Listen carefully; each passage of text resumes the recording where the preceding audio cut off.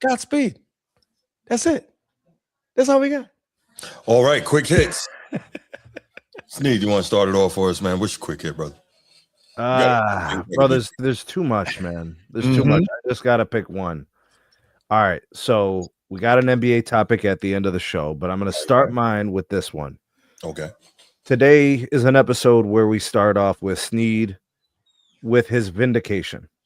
I have said on multiple occasions, yes, the best version of Bron was 2018 Bron. Absolutely.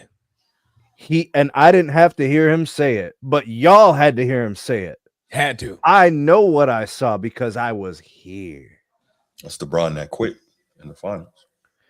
LeBron James was an unstoppable force in 2018. His offensive game, every single level, check mark. The mid-range, good. The three-point range, good. The post game, very good. Transition, still the physically unstoppable force. Defensively, still, that was the perfect version of Bron. Not perfect in every way, but it was the most perfect version of him. Was in 2018. I don't care what he was jumping over people in Miami. He didn't have the outside shot. I don't care that he was winning all NBA defensive, first teams in Miami.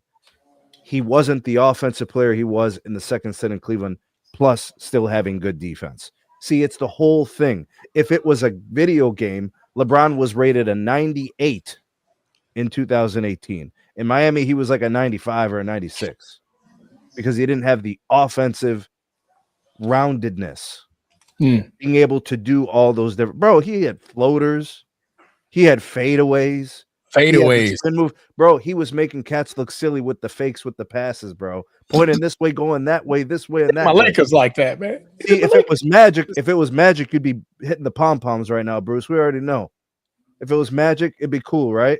But no, it was Bron. What can I say? Well, LeBron was like that in 2018. Absolutely. He was like he was doing it. I'm not saying he was magic. I said he was like that in 2018. So I didn't need Bron to tell me. I know what I saw. That was the best version of Bron. That was one of the best versions of any NBA player we've ever seen. LeBron 2018. I 1000% agree, Sneed. I've always said the second stint Cleveland Bron, that's it. That was him.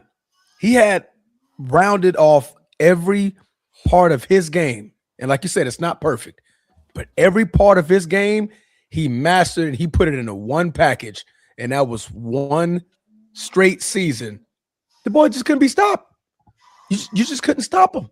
It took a KD Warriors team to stop him. I mean, that was it. LeBron Toe and all, they just got cooked. Everybody that got in his way, they got cooked. 40-piece triple doubles damn near every game. And now cats try to tell me he quit. What is that about? What does that have to do with anything? What does that have to do with anything? We're talking about his game. What does it have to do with anything? Oh, he quit. We're analyzing how he played. The offense, the defense. He had 40 points again. But he quit, though. Bruce? What? Because you pick you say Miami is the better version. I think so. But why? This is you guys' quick hit. So. But you see you doing it. There you go. You doing it again. What am I doing? It again. What am I doing? Oh, you just gonna give you pass. Oh, this is LeBron pass. I don't have any commentary on it. No. So I mean, but like, give your reasoning. Why is Miami version better than the 2018? Yeah, explain to me why you think you know better than Bron. Go ahead, bro. I'll say for me, and y'all know I'm not a Bron guy, obviously, but I think the athleticism that he had in Miami was just like so absolutely insane. I think there were years in Miami he was over 40% from three. Like that to me. I don't remember that year. And let me see. I don't remember that year. Yeah, I'm almost positive. I'll look it up. Keep talking. Yeah, I don't remember that. Almost positive, yeah. But no, I just look at it and to see what he was doing in Miami as a player, like was just, I think you combine his 2012, his game was at a 2013. great- there you go. His game was at a great place, and his athleticism was at its absolute peak that we ever saw it in the league. So when you combine those two things, it just made such a monster. So that for me, that's why I feel like that was the best version of Bron. But you know, I don't study the guy like that, so I could be wrong. No, I could be wrong. So that's okay.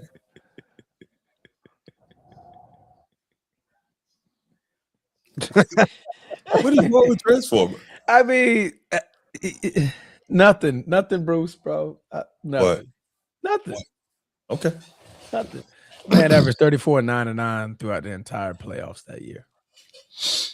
The kid was unstoppable, bro. I mean, I'm saying kid, man, older than me. He older than shit, damn near all of us. But I mean, that season, it was absurd on how teams were looking at him, even to the points of Steve Kerr. He was like a couple of years ago.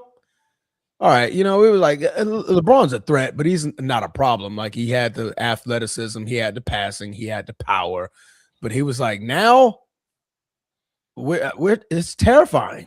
Like the man is terrifying. He has everything now. He had in 2018, he had 90% of the athleticism as 2012, 2013. Yeah. He still had like 90% of it, but his offense was all leveled up. All of it. All of it was on the top slider. Everything was top slider LeBron. Yeah. Just lose 10% athleticism. So he was no longer jumping over humans. He was just jumping over like middle school kids and high school kids. Yeah. Wasn't it one game in LeBronto where he just shot nothing but fadeaways? He was just cashing them all. He was flying around, bro. He was just like, yeah, man, you ain't stopping me. He was just shooting fadeaways. Like, I'm going to just shoot fade. I think they had a fadeaway counter that game. Like, LeBron had shot in 14 consecutive fadeaways. He played 82 games that year, by the way. Yeah, he did. That was I think that was his only 82 game. Everybody makes it a big deal if he played 82 or not. Well, that season he played 82. The man was a wrecker, a game wrecker. If I could freeze time and get that version of Bron, I take that version of Bron on any team all time. He's going to be a part of that team. And still be dominant. Just out of curiosity, at what position? Sneak. Well, it depends on the team. 2017, 2018 LeBron, I would put him at shooting guard. So if you're 2 or 3 at shooting guard, I put him at 2 or 3. I would on any team all time. If you put him at shooting guard, what does that mean for Mike and Kobe? LeBron 2018, I would compare it to like MJ 88, 89, 90, that same type of caliber player. I think he's saying replace the player.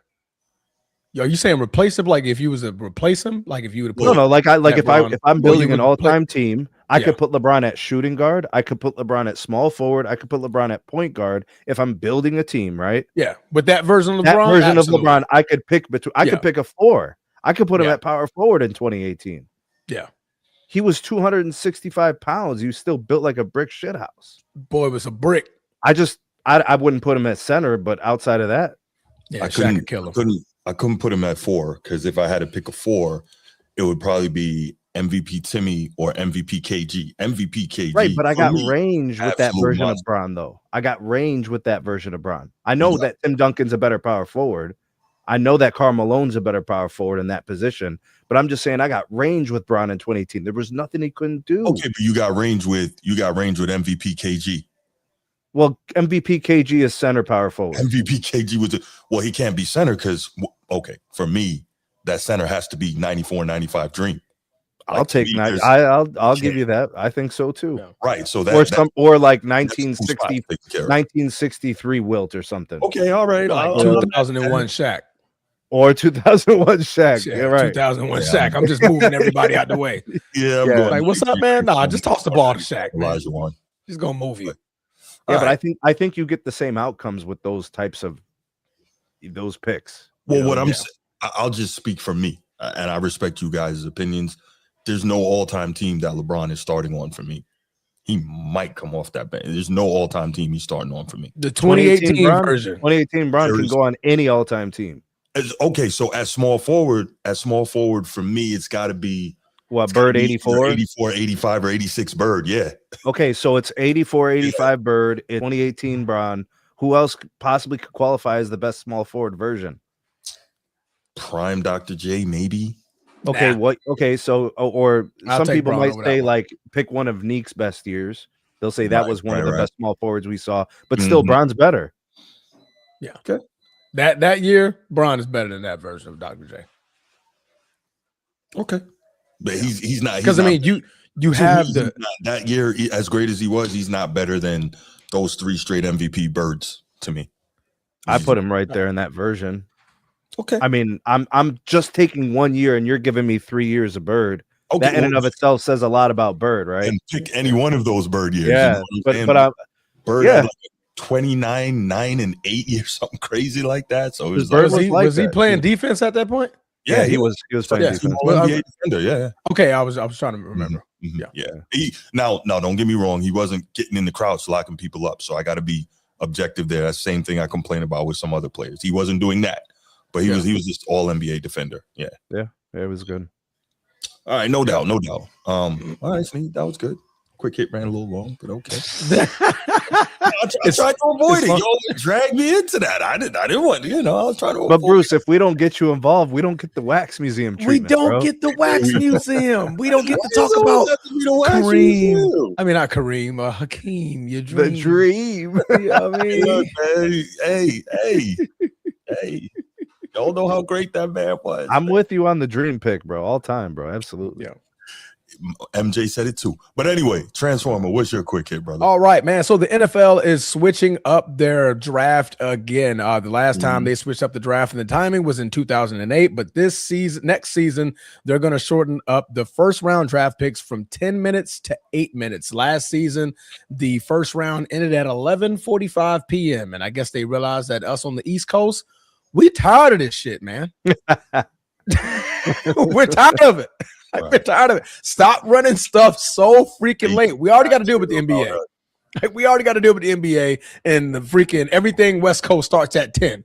Why? Why are we doing this? So Roger Goodell decides to shorten up the window for the first round from 10 minutes to 8 minutes, which is now 32 teams times 2. That's at least an hour.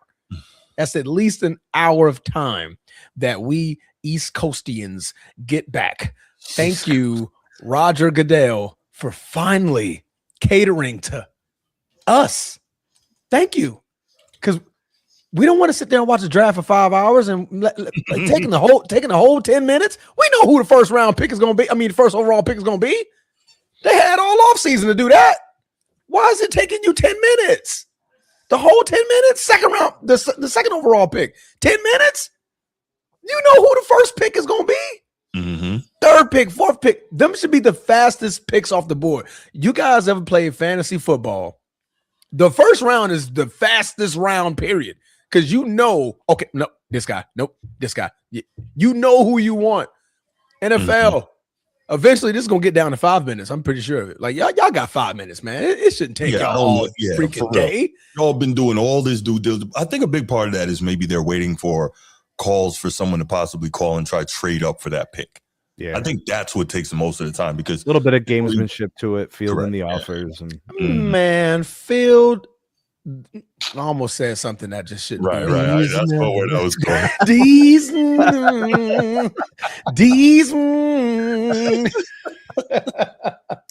But yes, man, salute to the NFL for shortening up the first round to now 8-minute time frames. So hopefully this next draft ends at 10:30 versus 11:45 p.m. and allows us East Coastians to get some good shut-eye for the next morning. Because what is typically on a Tuesday? The first round is on a Tuesday. Always on a Ruby Tuesday, bro. Yeah, it's on a Tuesday. So, man, thank you. We get some good, much-needed shut-eye, especially when the Browns fuck up a pick.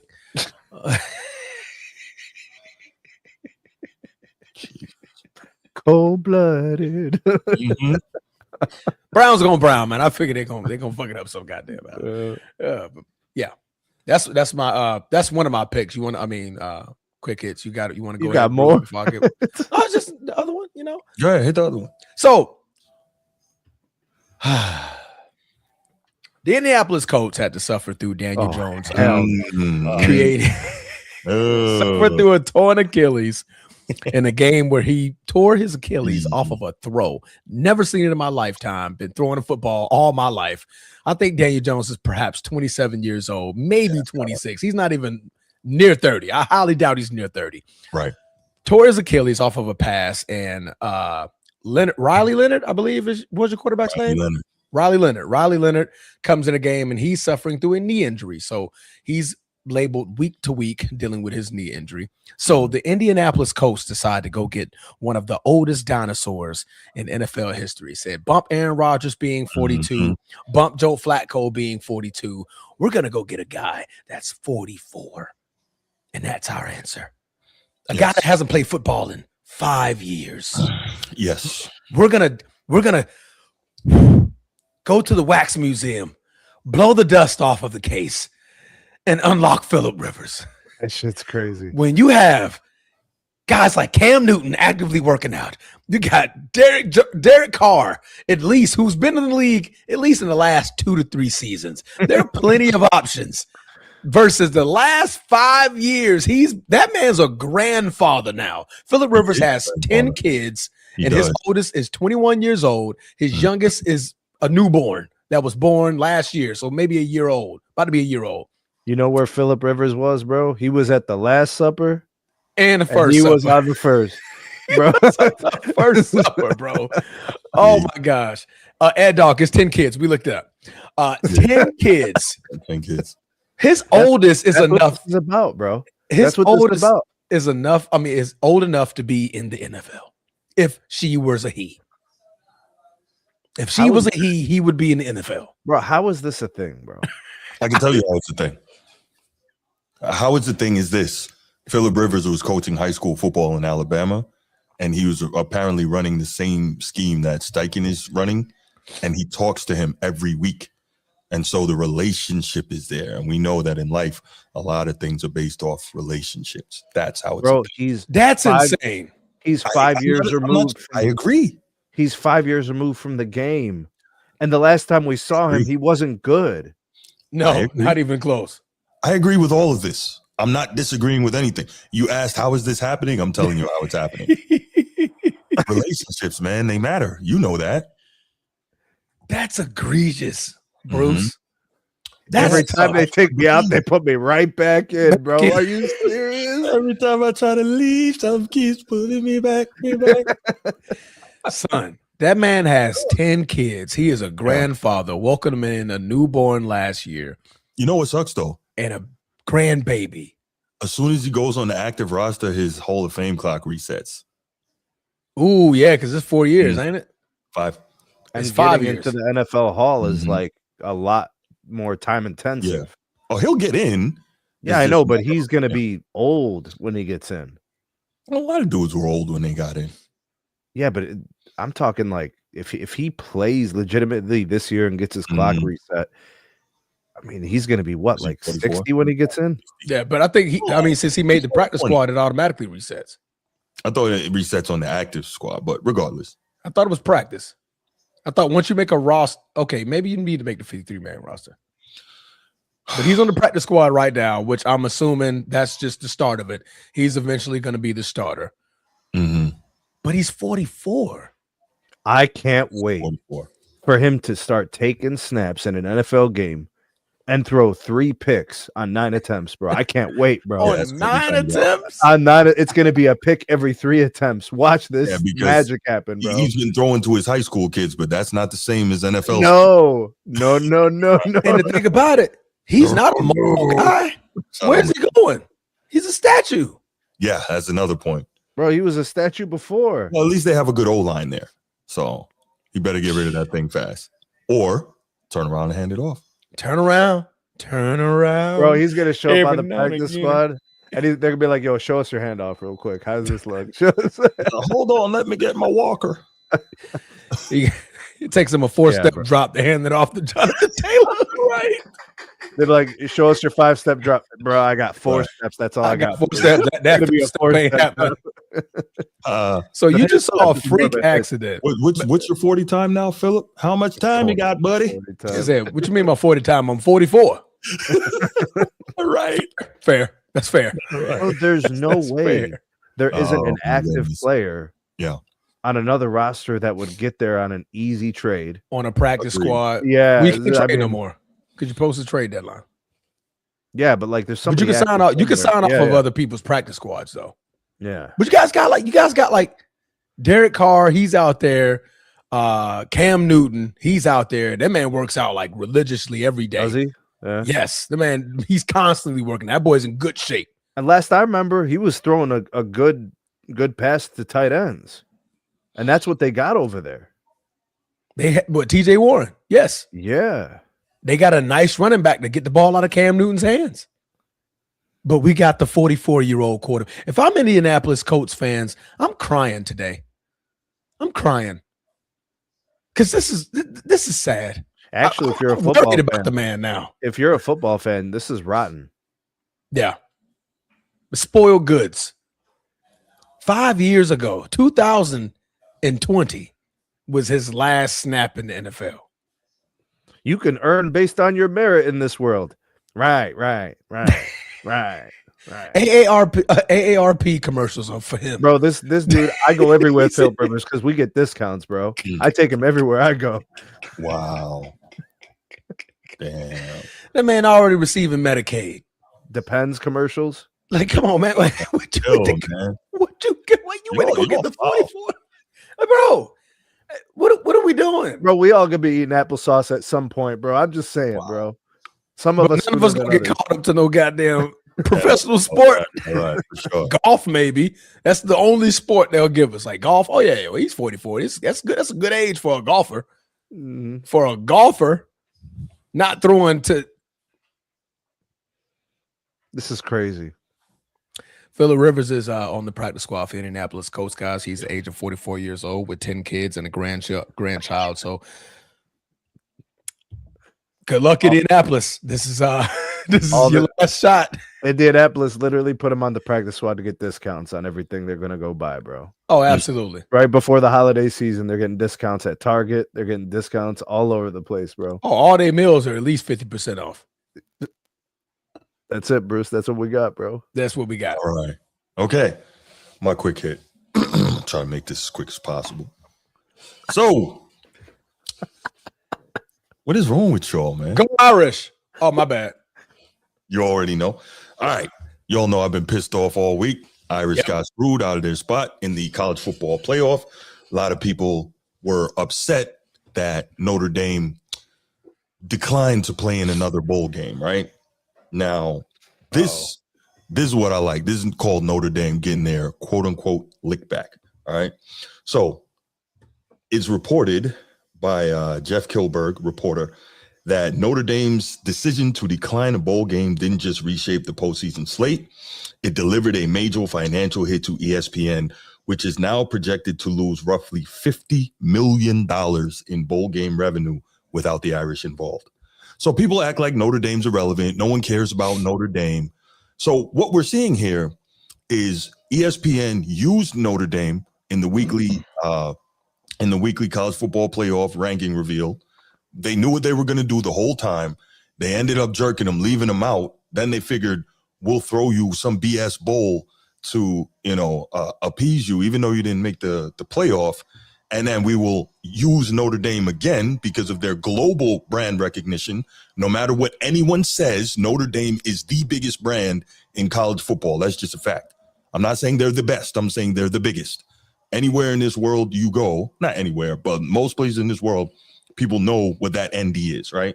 So anyway, with that said, Notre Dame demonstrates their power by ESPN losing $50 million in bowl game revenue. Not just that. Along with the $50 million for ESPN in bowl game revenue, it's also been reported that opting out of the Pop-Tart Bowl, Notre Dame has cost the Orlando area $75 million in revenue. Oh, easy. That Easy. is the power of the Irish brand. And So they have anyone- relationships with those Correct. the broadcasters, the advertisers, the That's right. coordination of all the venues and all that. Mhm. Yeah.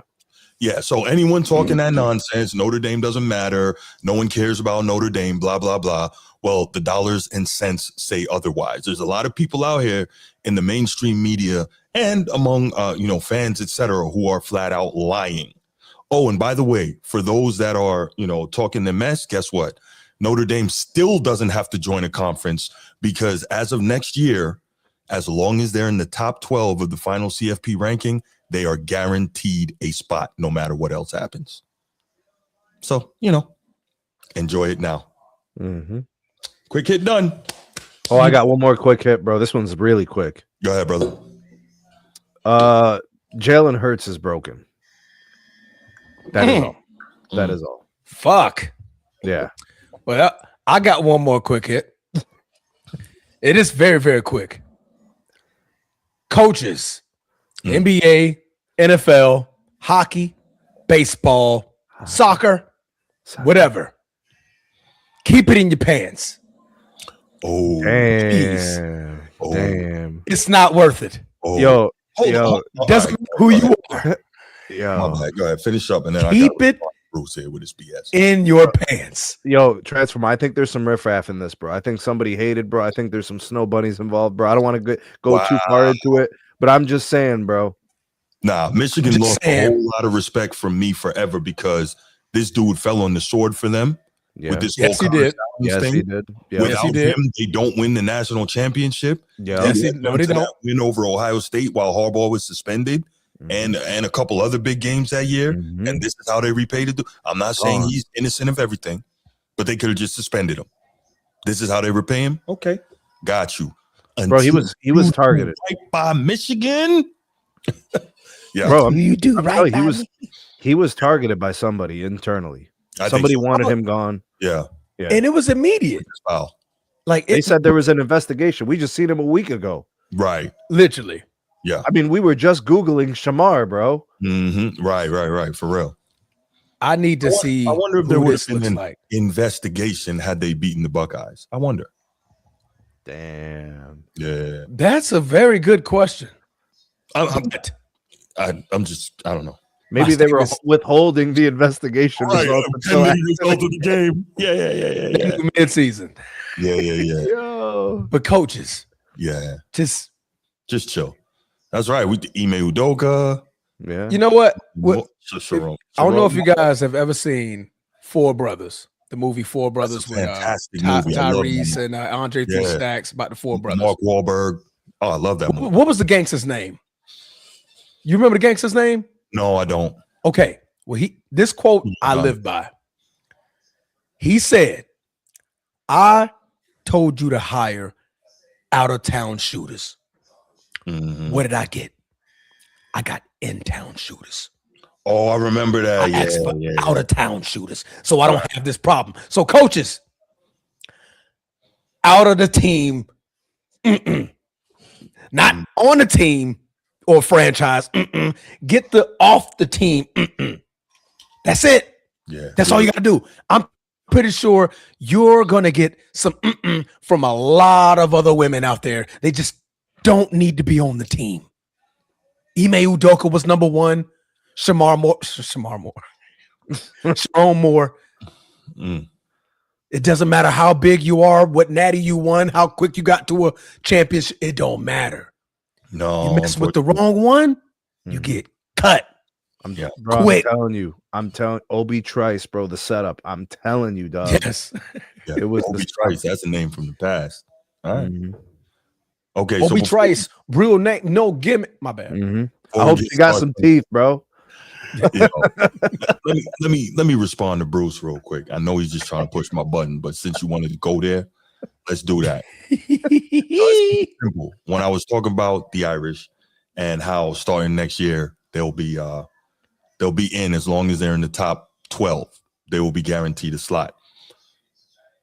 So here's the deal, man. Yeah, because you're all whined and beat about it. Really? That's what you think? That's what you think? They could whine and be all they want. Do you think that if they didn't have the clout and the power that the College Football Playoff Committee wouldn't have agreed to that, you're being real dumb, bro. You're being real dumb. Notre Dame doesn't just get stuff. They don't hand stuff to themselves. They have a power and a gravitas they have created over the course of more than a century while being belittled, while being disrespected, while being ignored. They built themselves into what they are. So I'll just end it right here, Bruce, with a quote from the Roman Emperor Marcus Aurelius. Damn. What stands in the way becomes the way. Remember that. Let's go. But really though, Let's what time frame was that? 1782? No, he was Roman Emperor from 161 to 180 AD. Jesus Christ, Bruce. After death? Yo, shut up, man. I'm a history guy. What you want me to say, man? God damn, man. I'm a history guy. Last He's one- famous, man. He's famous. All right, y'all ready to rock and roll, man? No. No. What was the year again? Let's stop, man. You know when it's when it's in it's triple digits. AD, man. It's in triple digits, bro. Old Man River. You know what? All right, man, let's go. Let's go. I ain't messing with y'all. Oh God. Yo. All right, so we're back to the NFL. We're gonna go and move on to our top 5 in the league, who we currently think are our top 5 best teams, favorite teams. So a lot of movement around going on in the NFL. Teams are being eliminated at this point. We're unfortunately in week 15. So we got a large enough sample size to have relatively close to the same or near the same top 5s, just maybe in different order. So Bruce, yeah, are you ready? I'm ready, man. To reveal your Yes, top sir. 5. I am. All right, number 5. Number 5. The Houston Texans. False. That defense is crazy. Damn, That bro. defense is crazy, and I think what are they on a 5-game streak right now? Yeah. Is They're it 5 balling games? out. Yeah. They're balling out. They're winning. I think it's either 4 or 5. I think the Jags are on a 5. It's 5. You're right. You're 5. Yeah. So the Houston Texans, man, that defense is for real, and they are finding ways to win, and they're doing it. So that's number 5. Number 4, the team we just mentioned, the Jacksonville Jaguars. Flowing here. I'm shocked. What are they, 9-4 this season? I'm shocked. Playing extremely well. Shouts to Liam Cohen. Good running offense. Very solid defense. They're on a 5-game streak as well. We know these streaks we can't take for granted, man. They're on a 4. They're on a games 4. back to back. 4? I thought it was They're 5. on a 4. Jags on a 4. Okay, Jags 4, Houston 5. My bad. Yeah. But regardless, it's hard to string wins together like that in the NFL. So That's anytime you're doing that, you got to get credit, man. So Jags number 4. Number 3, Buffalo Bills. Really? Yeah. Top rushing offense in the league.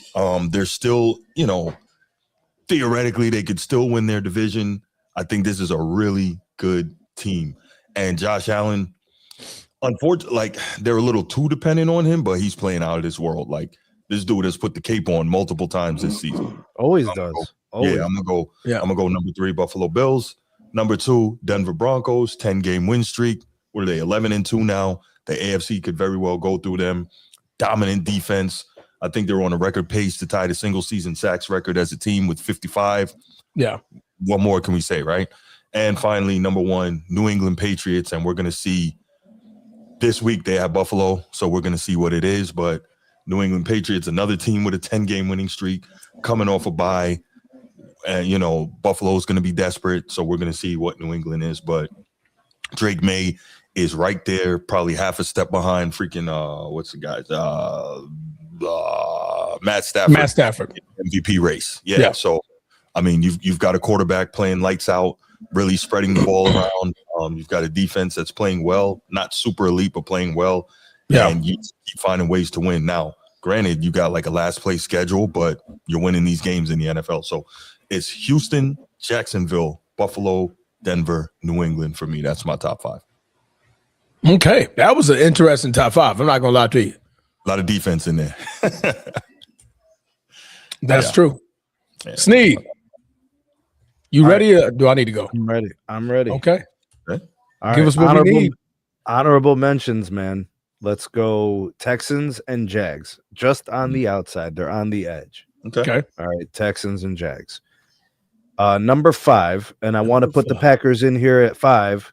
They got to be in the top 5 because they're playing the Broncos this week. Yes, they are. So I want both of them in the 5, so that way whoever wins either stays where they're at or takes the spot from. Right. So that's crazy. I forgot. The Packers get the win. I'm gonna move them up a couple of spots, but I'm gonna put the Packers at 5. Let's go Seahawks at 4. They could easily be number 3, but I'm gonna do Seahawks at 4. Okay. I mean they just keep winning. They went to Atlanta and won a game. It's not a great win, but it's a road win. Yeah. So it's whatever. You know what I mean? They've just been winning games. Yeah. Rams at 3 because I believe that what they do translates in any game scenario. Yeah. So I'm gonna go with the Rams. The Broncos are just really, really good defensively, and I think that gives them an edge against any other team in the league. Mm. But it's undeniable. It's the Patriots. I have to admit it to myself. Yeah. I was waiting to put them up higher, and they just keep winning. So I'm going to go Patriots at 1.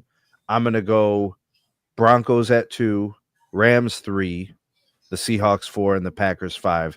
Broncos versus Packers this week. I'll put the Pack up at least at number 3 with the win. At least at number 3. They could go to 2 because the Broncos defense is that good. If Jordan Love pulls it off, he's going into the second spot. If the Patriots lose this week, Green Bay is going to be number 1 next week. I like it. There's a reason why I like this list. Sneed, I got damn near the exact same list. No way. We usually are not. We usually don't. So at number 5, I have Green Bay. At I lied. I almost have close to the same list. At number 5, I have Seattle. Okay. At number 4, I have Green Bay. Okay, so that's our switch. Number 3, I got the Rams. Uh-huh. 2 Broncos. Patriots number 1. Yeah. I think for the Patriots, it's the momentum. They just keep winning, right? Mm-hmm. Yeah. Mm-hmm. Yeah. I'm like, damn, I'm looking at this. I'm like, damn, this list sound familiar. I look up at, oh, damn, literally 1 spot away. Green Bay's at number 4. But no, I want to give the Seahawks some love. Just they've been more consistent, I think, than Green Bay. Like Green Bay has a loss to the Browns, bro. To Carolina. The Joe Flacco Browns. You know what I'm saying? Yeah. So that's the only thing. Stuff like that just bothers me. And some weeks the offense looks disjointed, so we'll go with the Seahawks. You know, that's fair. That's fair. Defense is solid though, bro. Bruce, you didn't have the Rams in there. That's I messed that up. Looking back at it, I'm like, damn, the whole top 5 is from the AFC. That was weird. Yeah, because you put the Texans in there. You weren't thinking, bro. I like the Texans a lot. I like the Texans too, but the other guy's been doing more. And you're right. I can't argue that. Yeah, so that would got offense and defense. That would push the Rams out. I'm not the Rams, the Texans out. Yeah. That's why I was shocked when you kept going with your list. I was like, the Rams ain't on there. I'm like, that's shocking. Yeah, no, I messed that up. They should have been out of respect for the win streak from the Jags and the Texans. I got them knocking on the door, bro. Yeah, that's cool. Yeah. Who else I got knocking on the door? Shador bleeping Sanders. Come on, bro. We're gonna talk top 5, bro. Top 5. Shador, Sanders, Shador. Bro, I think it was Jeremiah, bro. He's calling him Shooter, bro. Yeah, he was. That was crazy. Yeah. That's the first time I heard that, bro. So I'm assuming he means shooter, like he'd be, right? He let the bullets go. Yeah. I can only bang bang, bang bang. I can only hope. All right, John Morant, don't calm down. I know, right? They told him to switch up your thing. He went to a different firearm, bro. Oh, the man threw a grenade. Right. I was like, John needs to be stopped, bro. Who is this man's mentor? No, he's a clown. He fired his mentor, bro. Like, bro, my man said, stop using gun gestures. He said, not cool. Violent gesture. He went like this, bro. I was like, what? What is wrong with you, bro? What part of your brain, bro? He's gonna go to a bow and arrow next week, bro. Right. Looking like Poetan out there. Can you do the bow and arrow in the NFL? I mean, I think you can because they do the some who does it? I think they played. They do the I forget who does it. They go and they. I know they had taken it Do the away bow and for a arrow. while. Bro, Right. I don't any of that is better than when all 15 defenders run to the opposite end zone, bro. Yeah, And it takes 20 minutes for the next play to start. yeah. You know? Well, you know, it's gonna be a TV You know what, timeout Sal? anyway. When did this one start? When did that one start? That's wild. What's this one? I Is that remember when the one you talking about? Kyrie, Like, The weird, yeah. I don't know, man. These young you guys remember Kyrie and Kevin Love when they were doing this? When they were the most, they were like No, wow, no, I did not. that was like the 2016 cast, bro. They're like, eat the tea. Oh my goodness. yeah, it'd be some weird ones, man. Like I want to get what that means. I don't know what that means. I'd have no idea where it's coming from. Like you get a first down and these dudes are like, I'm like, what's wrong with your hands? What is this? Now, I know the one like this is they probably gonna ban that in the NFL soon because Christian Watson is doing that way too often. He'll go, and I'm like, bro, it looks too much like a gun, bro. Not sure what you're doing. I know I see it on 2K, but they don't understand 2K like that. They don't understand 2K like that. So yeah. I don't know what the deal is. Man, Edward, man, leave me alone, man. I don't know what your problem is, B. Yo, man, chill, bro. Oh my gosh. Yeah. Just stupid. I don't know, man. These young cats, this stuff they be doing is wild. You gotta get hit, bro. You gotta get hit. Right. Well, you're a teacher, so you know. I see it all, bro. Yeah, I know you do. I remember when the kids first started doing the gritty, and I was like, yo, the thing that Joe Mixon was doing last night in the Thursday night game. Yeah, because Jetta did it. Jetta started it. Right, but I think Joe Mixon put it on national TV. No, it was Jetta. Was it? Jetta started doing it, yeah. I don't know. I was watching like a Thursday night game. Joe Mixon had 2 scores in the first half, and he was doing the gritty, bro. Yeah. So Jetta got it from some cat in Louisiana. Yeah, they were doing it at LSU. Yeah. So I remember I think Justin Jefferson started it. Yeah, Jetta. I remember when I was teaching, this is like 4 or 5 years ago, I'm teaching, and one of my things was like, yo, if you're a disturbance, just go stand in the back of the classroom, right? Just go back there and stand there. And so I sent the kid back there, he's standing there.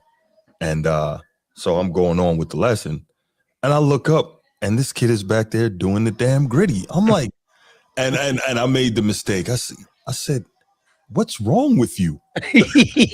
Like, as a teacher, you're not supposed to ask a kid what's wrong with you. Yo, you started a whole thing right there, bro. Oh, man, because I'm like, it was inconceivable to me. Like, I couldn't imagine first get sent to the back of the class, and then I'm back there doing the gritty. Bro, you ever heard of that's egregious. Oh, like you ever heard of that game Kahoot? You go to the website, you pick a topic, and they'll find like a game. Questionnaire game. Yeah.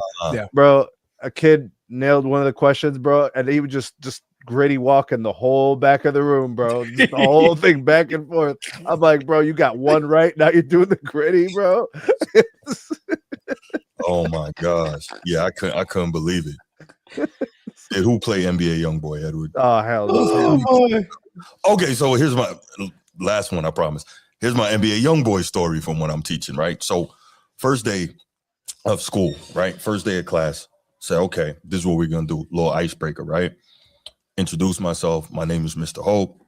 I'm from blah, blah, blah. I love hip hop music. I like to read. I love sports, right? Served in the military. Give my little spiel. I said, all right, one by one, we're going to go. You guys are going to come up here. You're going to do what I did. You're going to stand up here and you're going to, introduce yourself to your classmates. First of all, I didn't even know what to do. I had 2 students that flat out refused to do it. I was like, excuse me?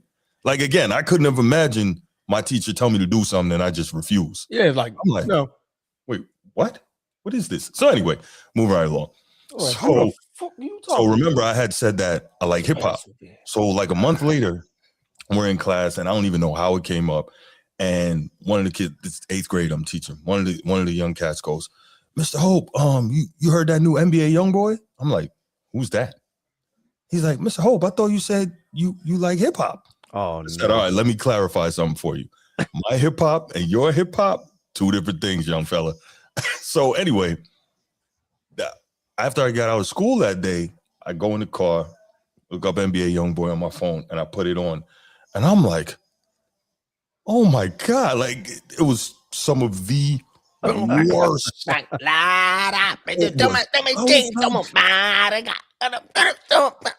was like, first of all, I have no idea what he's saying. Yeah, I don't know. And then two, I was like, did that kid call this hip hop? What's going on here? Well, But yeah, I that's why mean, NBA you're talking about is it still the era of the mumble rapper? Is that still a thing? This is like 4 or 5 years ago. Yeah, that's definitely mumble. Yeah, I think he's considered. Nah, is he considered a mumble rapper? I don't know what he said. I think they call it something different now. It's still But mumble. that's No, that era. not drill. Because drill was Chicago. What's it called? It's not mumble. But 4 or 5 years ago puts it right in the heart of it, bro. Yeah, it was just terrible. And I'm you like, can't tell these kids nothing about NBA YoungBoy now. But I'm like, first of all, when stuff sells out. I don't even know what he's saying. That's the first thing. I had no idea what he was saying. Second of all, Eddie, what they call the new rappers now?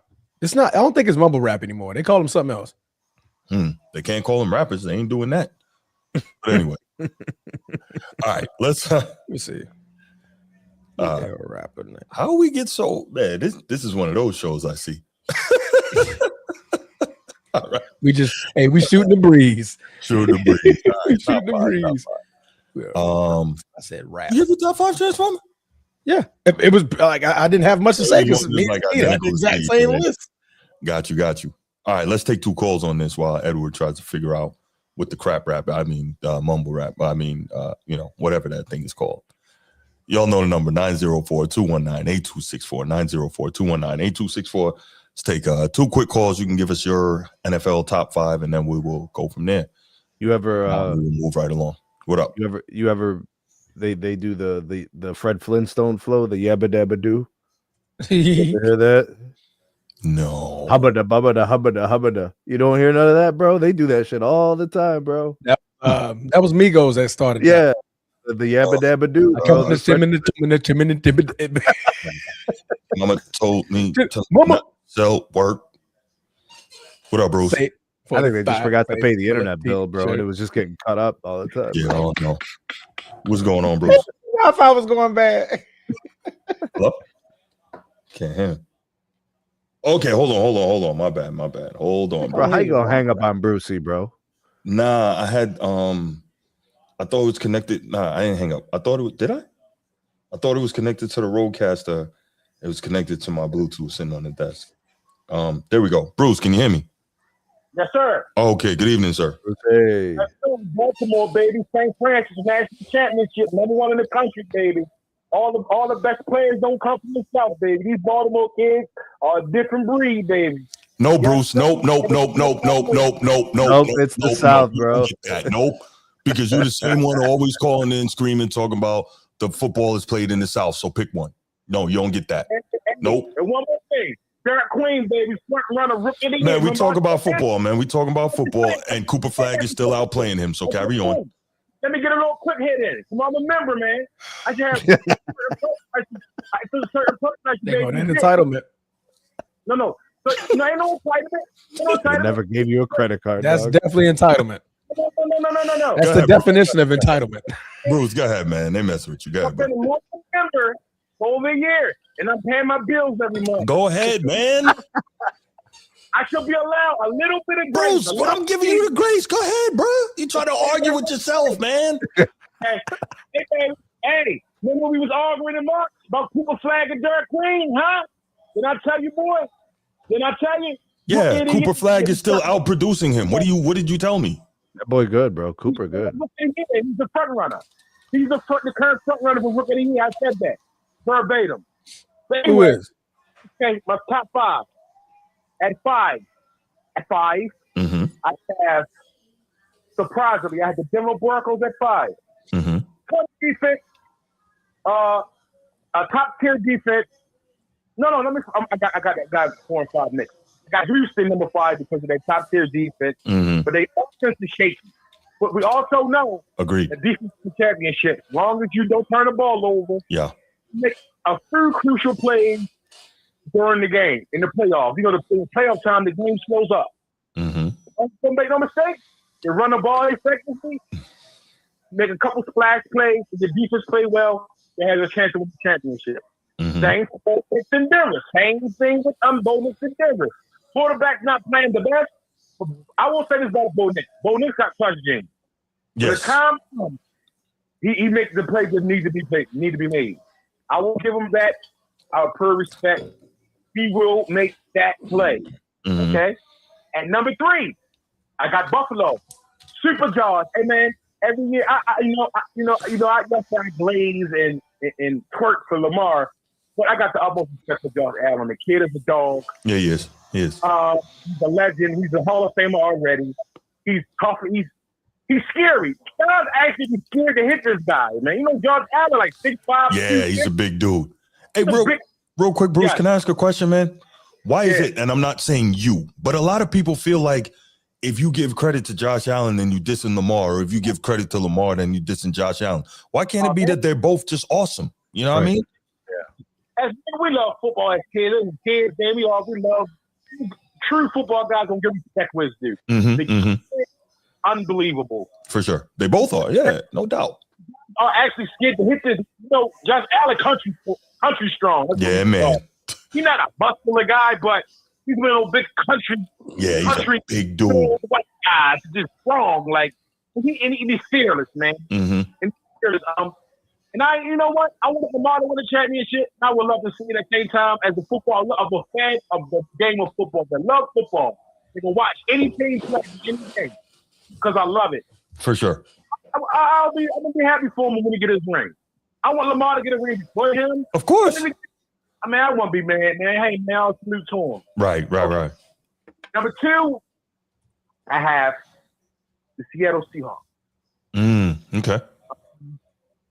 They're playing well up there. Mike McDonald got no great. Yes, he does. I'm jealous of Seahawks because they got our goddamn tools that we had.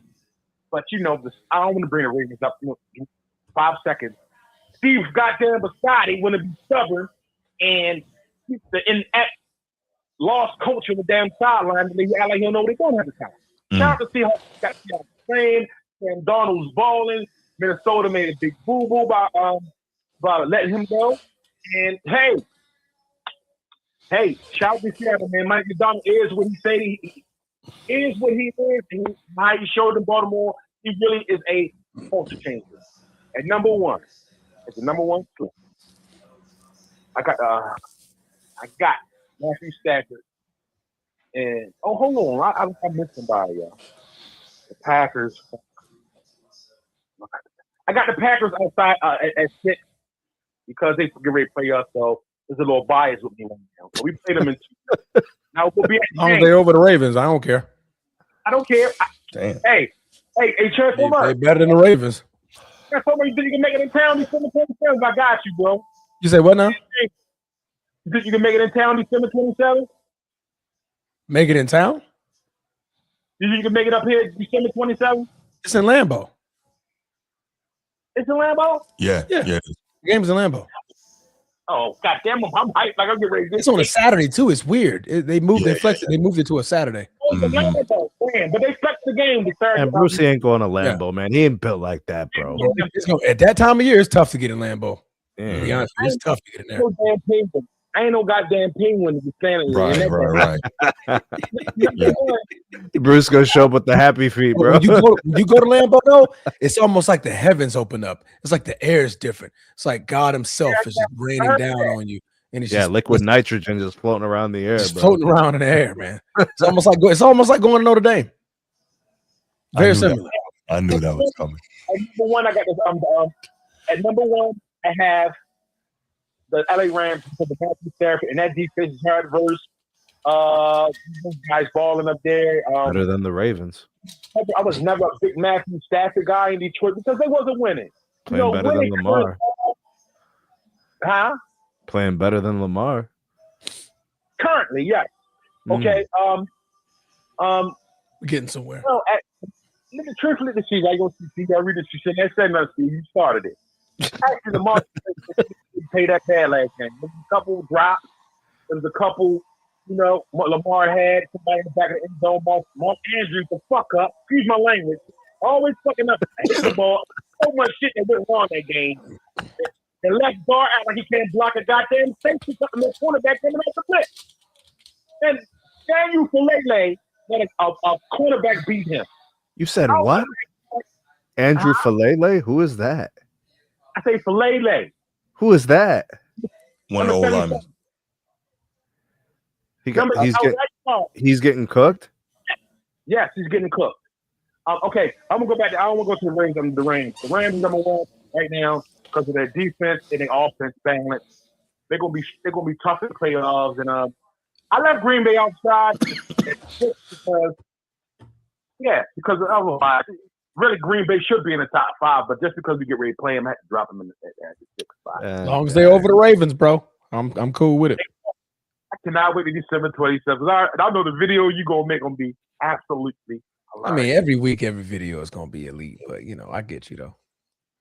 Halftime, hey bro, I'll probably hit y'all back second half of the race start. Now your boys have a great day. All right, bro. Thanks, Bruce. Thanks for the call. All right. All right. Okay. All right. Let's go ahead and take it to the pick 'em. Oh shiznitty. Drop the beat. DJ Cucumber Slice. DJ Cucumber Slice. Don't need help.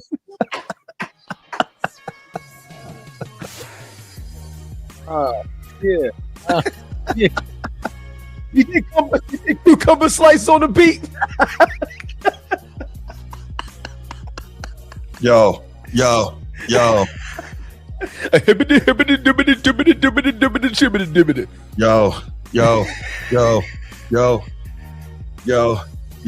Wiley, that be freestyling now. Oh, this is the condition. When I'm spitting, I feel desire similar to ambition. I know I'm hot, like feeling nuclear fission. Rhyme statistician, soldier of fortune on lyric missions. All right, Gotta stay on beat though, bro. I mean, I hear you. That's a rough beat for me. Yeah. We'll work on it. We'll work on you, bro. Yeah, we're gonna work on it. Meanwhile, just stick to the beats. Okay. Yeah. All right, DJ Cucumber Slice. We're gonna move on to week 15. Oh man, wow. We are winding down on the season. We are now in December, second week of December, and we're going to go through the week 15 pick'em sheet. And we're going to start off Thursday with a pivotal game for Tampa Bay as they're looking to fight to maintain the number 1 seed in their division. They're going to be battling the Atlanta Falcons at 8:15. Sneed, we're going to start off with you today. Tampa Bay or Atlanta? Who we got? All right. Who is back for the Buccaneers? I mean, how healthy are they as a team? I mean, are they Bucky Irvin is back. Who is? Bucky Irvin. He's back. Okay, so that's an upgrade. I mean, they don't have a better player. I mean, that's if you can't run the ball, you can't control the clock, you're at a disadvantage, right? Mm-hmm. So that means the pace of the game is dictated by the other team. Mm-hmm. I'll take the Buccaneers if they're healthy enough. They can beat the Falcons pretty handily at home. All right, Sneed has the Buccaneers. Bruce, who we rolling with, brother? I'm going with the Bucs, man. Baker's really been struggling, though. I mean, remember early in the season, about the first 6 weeks or so, they're hurt, weeks, he was looking like a legitimate MVP candidate, and he really fell off. And to your point, right, a lot of injuries has been very tough, but I'm going to go with the Bucs here. They're going to bounce back from another tough loss because Falcons don't have a lot going on. They're, I think, 4-9 and pretty much, not mathematically, but pretty much eliminated from the playoffs. So they'll probably just be playing to spoil it for the Bucs. But I'm going to go with the Bucs here. I agree. I'm going to go with the Bucs here. I like the quarterback better. The only position I like that's better than the Tampa Bay Buccaneers would be the running back. I'll definitely take Bijan over a lot of these teams in the NFL. But Baker touchdown maker shall make a resurgence. I think he's going to make a resurgence because he's definitely in that pivotal spot to where they need to win games in order to maintain the number 1 seed, because the Carolina Panthers, they're not playing this year. So they definitely want to maintain their what word I'm looking for? Maintain their ability to stay on top. There you go. Whatever that word is I'm thinking about, it's probably going to come out later. So I'm going to roll with the Buccaneers on this one. All right. Moving on to Sunday. Sneed. Shedeur Sanders gets the beat on the Chicago Bears. I'm calling it right now. All right, Shadir Sanders gets to be on the Chicago Bears as they're going to go to Soldier Field in Chicago. Chicago is actually favored by 7.5 points. Sneeze started off last time. Bruce, who's taking this football game? Man,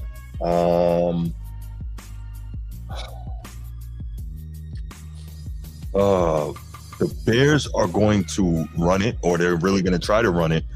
And we saw the Browns defense get run all over last week. Myles Garrett is a game record. We know that pass rush is crazy for Cleveland, but Caleb is super elusive. He can really get out of the pocket and make things happen. So, all that said, I'm going to go with the upset here, and I'm going to go with Shadur and the Browns, bro. I'm going to do it because I'm not so sure I believe in the Bears secondary. And I think that Shadur is going to have an opportunity to make some plays if they can keep him upright. I'm going to go with the Browns here. All right, we got Brownings. We're Browning. Sneed, where we at? We Browning. Man, Bruce, you are the best, bro. Nothing but love to you, bro. But even I can't take the Browns in this game. I legitimately think Kevin Stefanski is going to give this game away. He's going to do something really stupid. I think the Browns special teams will make an error, and it's going to lead to a turnover. Okay. And I think it's just going to be too much for Shador to overcome. You know, a team that the Chicago has been playing pretty well this year, and they're at home, and you've got Shador, who's an inexperienced player. I think the Bears defense can give him some problems. They'll show him some different looks. If the Browns have to be one-dimensional and they have to throw, they're playing from behind, they'll give Shador some trouble. So I'm everything is against Shador for him to play well this week. Everything is against him. So I think he's going to look really average. I think he's going to look like what he should look like as a rookie. And I think they're going to lose. And I think it's all Kevin Stefanski's fault. I'm already ready to blame him, bro. Bears in this game. He's already on the blame list. Me. All right, so I think this is going to be the first time ever on the show where the other two who are not the actual fan of the team is going to pick the team while the actual fan is not going to pick the team. So I think that's a first. That's a first for us because I got Cleveland Brown. Man. I need you to show up, Shador. If you channel any blood in your body from your father, Deion the Great Sanders, I need you to show up in Soldier Field like you Master P from No Limit. I need you to show up with the and just make him say I'm gonna need Shador to show out and beat Chicago. Why? Because I hate Chicago. I don't like Chicago. I do not like Celeb Williams and the fingernail painting Barbie doll over there. All right, you're not even Ken. You're Barbie. It's a good football. I don't give a damn.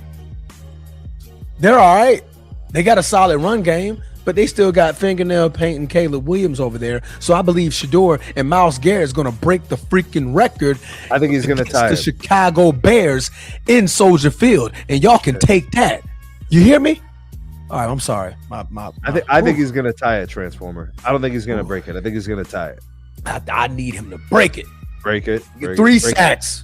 Now, granted, that boy is tough to get. When that boy rolls out, that boy is fast. Yeah.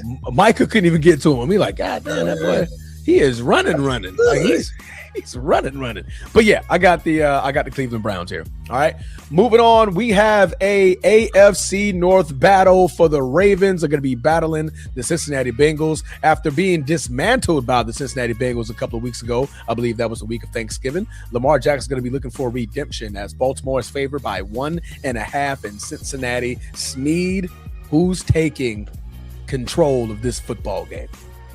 The Bengals are going to win. Joe Burrow is hot. He's got his weapons ready to play. He's been playing great since he came back from injury. Yeah.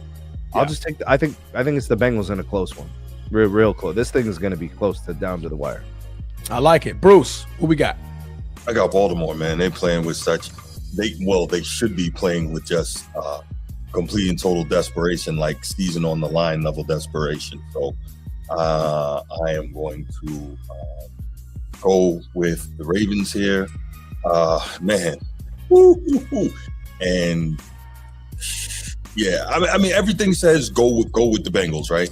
Ravens passing defense is not great, and we know Joe Burrow can light you up, but the desperation is just it's at a whole nother level. So I'm going Baltimore.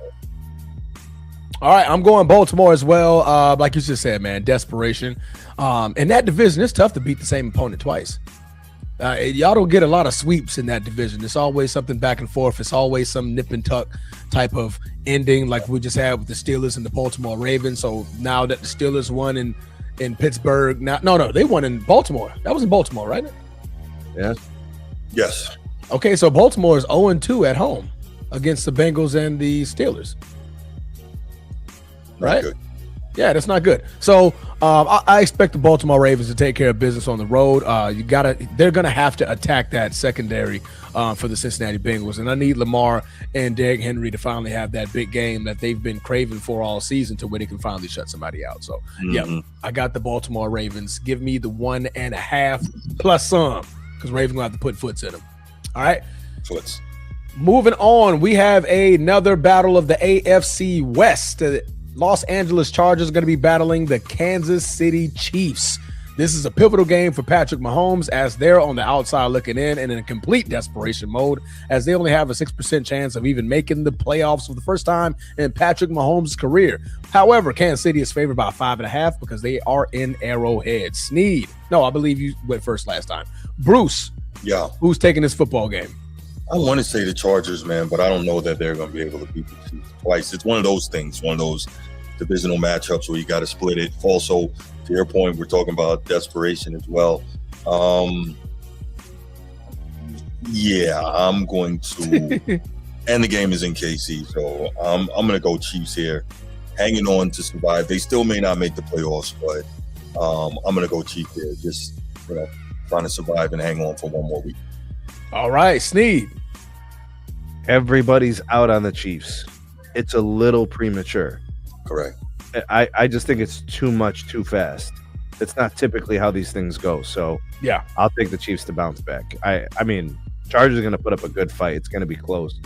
But I mean, it would be a nice signature win if Mahomes could do it on a drive at the end of the game to really just stick a knife in them and pull off the win. Yeah, I'm gonna go with Kansas City as well. Why? Because the playoff starts this week. If you're the Kansas City Chiefs, the playoffs start this week. Yeah. This is it. One of those You things. need to win every football game in order for you to have a chance. And the teams that are in front of you, the Colts and the Chargers, those are the teams that you need to beat. So you are in playoff mode this week and for the remainder of the season. And as far as you can go, you're going to get there. So I got the Kansas City Chiefs as well. All right. Yeah, no doubt. And real quick, Yeah. I think you're right about the Chiefs thing, playoff mode. Got to win out, but even then, the committee might score. Oh, my bad, it's not Notre Dame. But I can help it. I I was like, the committee. I'm like, what committee? He was like, oh man, that's Notre Dame. Only Notre Dame gets treated like that. Right. Jesus Christ. All right. So moving on, we're going to go into a battle of battles. The Buffalo Bills are going to be traveling to Gillette Stadium in Foxborough, Massachusetts, to battle the runner-up MVP right now in Drake May, with the Buffalo Bills actually favored in Foxborough by 1.5 points. So Sneed, who's taking this football game, bro? Put your money on the Patriots. They got something to prove. They want to show the world that they're real, and I think they're going to make some real problems for Josh Allen. They're gonna be like, I'm talking about hitting. Yeah, and they've been hitting. Yes, so this is going to amplify divisional. Everybody thinks that it's still Josh Allen's division. No, sir. This is going to be the Patriots show. They're going to be like, trying to separate player from the ball, forcing fumbles, big hits. They're going to be playing inspired, bro. And let there be a little bit of snow in this game. Watch the magic happen. It's going to be a classic. Projected to be 31 degrees and raining, so possible. I'm taking the Patriots. Yeah. That is crazy. The money's on the Bills. That's wild. The money's on the Bills, 1.5. Wow, that's an easy one. You get 3 points at home, so yeah, that's a swing. All right, Bruce. Yeah, I am going with the Bills here. They need it. They want it. This has been their division for so long. Another one of those split situations. And also, I'm looking at it like, at some point, New England has to lose, right? They won 10 in a row. At some point, they got to lose. Not this week, dog. That's hard in the NFL, man. And the Bills have the number 1 rushing offense in the league, right? I believe the Patriots have the number 2 passing offense. So the Bills are going to do everything they can to keep Drake May and the Patriots offense off the field. And being able to run it with Cook and Josh Allen, I think is going to make a big difference and help them to do that. And I think Josh Allen at some point is going to put on the Superman cape again. Man. He's serious. All right, I like it. Boy, I was ready to change my pick. I had the Buffalo Bills, but I saw the spread, and I was like, ooh, wait a minute. That's a nasty spread. However, I will say this. If you, in this playing devil's advocate, if you take away the turnovers that they had at the beginning of the year against the Patriots, Josh Allen and them win that football game. It was a sloppy start. It was a sloppy beginning, a lot of false starts, a lot of getting behind the sticks. This Josh Allen needs to beat the Patriots. You can't let them continue this run. You need to be the one to stick a fork in it. So with that being said, I'm going to pick Buffalo. I think this is going to be the 1 week. Brought up week 1. The Patriots ain't like that no more, bro. No, not week 1. This was week 6, week 5, week 5. Yeah, this team is good. Yeah, no, his team's good, but still a division. And you already won. You disrespect my house. You come in my house and beat me, and you go on a 11-game win streak. I got a little chip on my shoulder. Drake May, watch your knees, buddy. All right, it's gonna be some low tackles coming in soon. All right. So next game, we're gonna move on. This is the battle of the who's gonna be the worst of the season. The Washington Commanders, who are currently 3-10, are gonna be battling the New York Baby Giants, who are 2-11. The Giants are favored at 2.5. Bruce, who is going to walk away with the L? Does it even matter? Don't, but pick somebody. Washington is going to lose this game. Yeah. Yep, I figured. Bad. Sneed. Bro, they brought back Jaden Daniels and he re-injured the elbow. I don't know He did? why he did that. This shit is crazy to me. Yeah. How is Dan Quinn still employed? Him and Stefanski need to be at McDonald's right now training fries, bro. This is crazy to me. He came back? Yes. I didn't think he played. Yeah, I think he played like last And week. they let him play. Couple of years, I'll make it. Shit. That's That's a tough one. Rolling in. That's a tough one. So we're all going Giants. I hope the Commanders lose every game for the next 2 years, bro, and Jaden Daniels finds himself somewhere else. Shit. Shout out to my boy Q, bro. Ain't nothing personal, bro, but that's some bum business right there. They're not Hey letting man, him. salute Q. Yeah,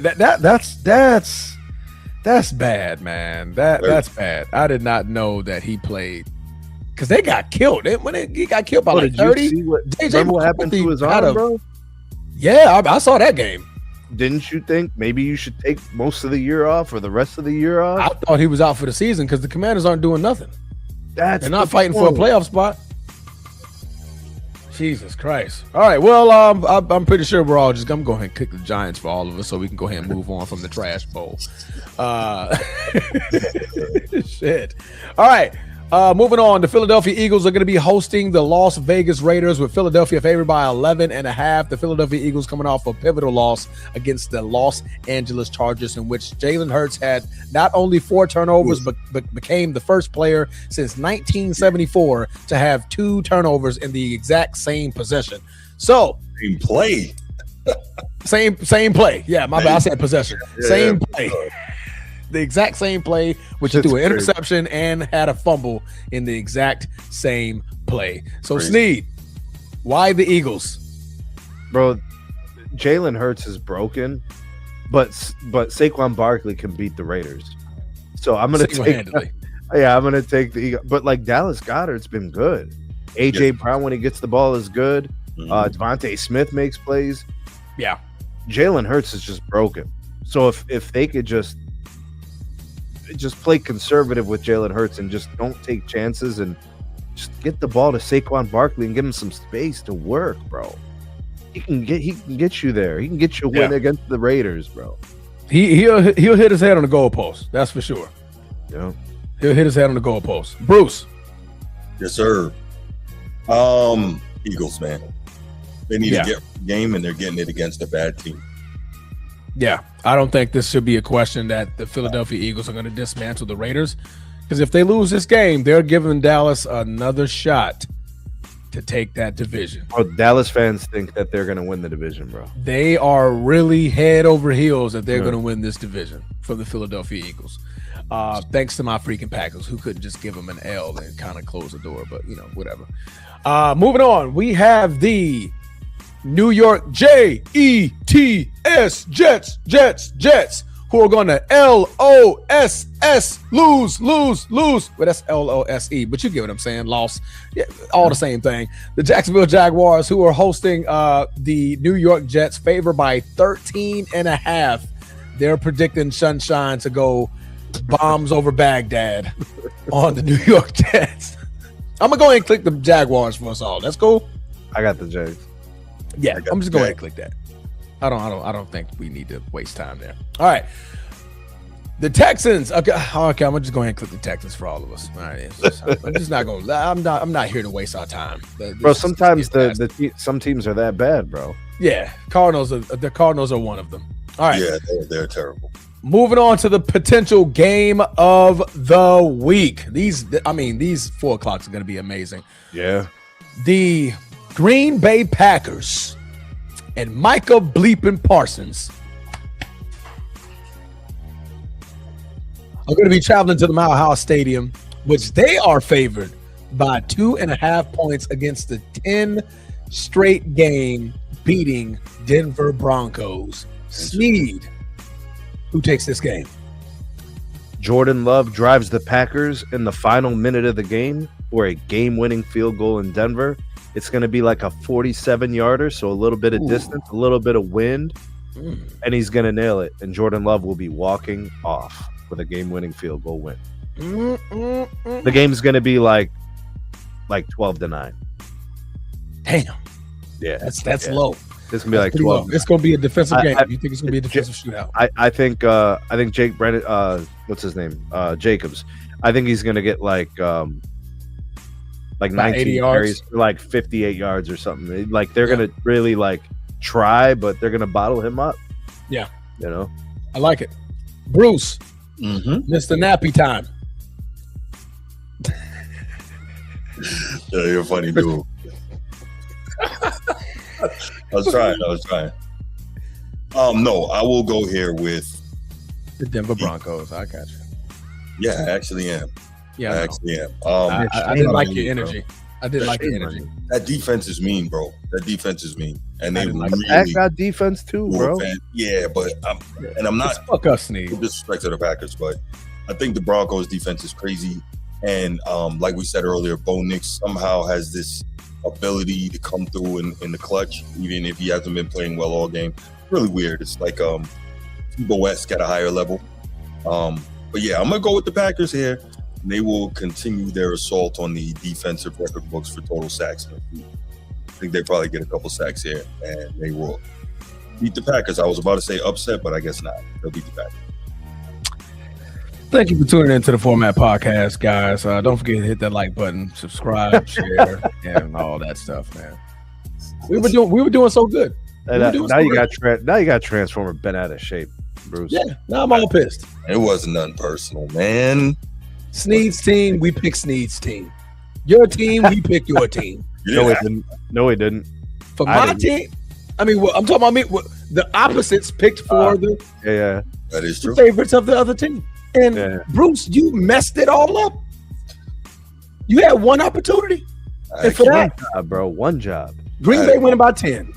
Whoa. Green Bay win about 10. I wish. We putting foots in them in Mile High Stadium. With our gas masks on, because that air different up there. Yeah. It is. We going bombs over Baghdad. Go, Pack, go. I don't know if you go bombs over Baghdad on Sertan, bro. Oh, we going Pearl Harbor on somebody. We doing something. Damn. We're doing something. There's going to be some bombs somewhere. But no, man, I got Green Bay. They could potentially. I say they win by 7. I think this is going to be a touchdown game, and I think it's going to come off the back of my defensive end. I smell a Micah Parsons ending. I smell a scoop and score. Our team does not get turnovers this year. That's been our biggest bugaboo. So you're saying we don't get turnovers. So you're saying they're due for one.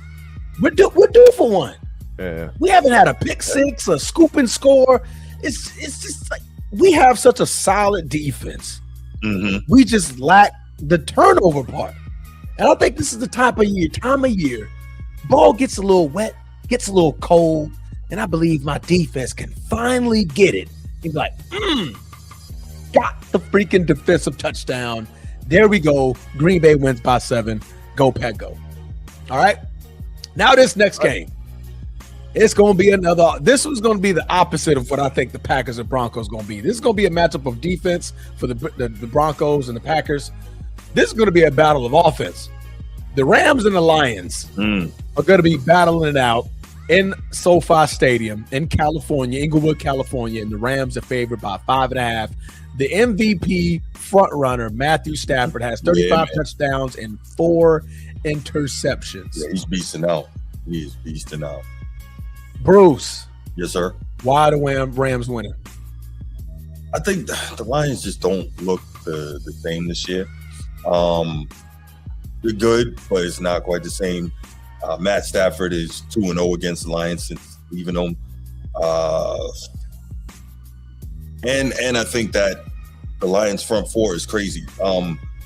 The Rams offensive line isn't looking quite as good this season as it has in past years. And Jared Goff, we know, is not mobile. And the Rams they're letting the dogs loose with them nose. So you mean the Lions doesn't have a good offensive line? Did I say the Rams? Yes, the Lions. You said the Rams. Okay. Pardon me. Yeah, the Lions offensive line is not as good as it has been in past years. And the Rams have really just been letting the dogs loose and go hunt with those they got those two Knowles and for sure. they are getting after it defensively. So I would be shocked if the Rams didn't win this game. Me too. Sneak. Mm-hmm. The Lions don't win games they're supposed to, but they can win games that they're not supposed to. Upset City. We're going with the Lions, bro. Oh, upset city. Wow. Detroit Rock City. Woo. What y'all know about Kiss? Y'all know about Kiss? No, I'm not. Y'all know about Kiss? Man, that's I crazy. know who they are. Ah, man. Come on, man. One of the greatest rock bands of all time. Man, you don't even know who Kiss is. I'm aware of that. I don't really know that. You're not into the makeup and whatnot? Okay, that was a little stretch. I mean, them boys was high off all types of cocaine. Yeah, bro. Cocaine was pure back then, man. And Yeah, probably cocaine was pure. cocaine is a hell of a drug. You ever seen an old episode of Soul Train Yeah. and just watch them all just Yeah, they were living good. They were I happy. saw the episode when they had talking. the champ up there too, bro. bro? You see the episode where they had the champ? Ali was up there. Yes. Well, we know he wasn't using coke though. Nah. Yeah, we know he wasn't doing that. But man, but no, good times. But anyway, I got the Rams. Why? Detroit has zero secondary now. They have lost Deion Branch, was pretty much the last branch left on the olive tree for their secondary, and they Right. gotta go against Puka Nacua and number 17. It is not going to be a good show for that secondary. You're going to be asking a lot from your defensive line and Aiden Hutchinson to just blitz Matt Stafford every chance that they get. That's the thing, Transformer. You don't have to stop the receivers if you can get to the quarterback. But yeah, that's going to be your biggest Right. thing. Yeah. But the Rams have a solid offensive line, so not to say that that's going to be easy. And they have a solid running back, a solid duo running back with Blake Corum and Kyron Siren, go Irish. But Matt Stafford can also get that ball out just as quick as Jared Goff. And when you got Puka Nacua and Devontae Adams out there on either side, that's trouble. That's trouble, especially when you don't have you're down your safeties, you're down your corners, and that just spells nothing but disaster for the Detroit Lions. So I got the Rams taking it in SoFi. All right. Next game, I'm gonna. Oh no, you know what? This could be an upset between either one of you. The New Orleans Saints are gonna be battling the Carolina Panthers. Sneed. Carolina's favored by 2.5. I'll take the Panthers, man. They've been pretty good this year. I don't get their motto. I don't get the theme. Keep pounding. Yeah, bro. I don't like it, bro. Whatever the hell that means. But like, go Panthers, dog. They've overachieved all year. Yeah, they just find ways to win, bro. Bless their hearts, man. Give them a win in New Orleans. They said, "Bless their hearts." Bro, Bryce Young is surviving, bro. They gave him sandwiches, bro. He is surviving. Shade is wild, bro. He said, man, bless their hearts. He said, give them the win. Bro, I didn't expect them to win all these games. It's crazy. I didn't. Yeah, they beat us. Hell, I'm still shocked about that. I'm like, bro, respect damn. for the Panthers, bro. It's crazy. They definitely earned my respect. Matter of fact, hold on, just one second. What's this guy doing? My bad. I totally forgot about Hey, good old Purdy over kitty here. cat. Hey, kitty cat.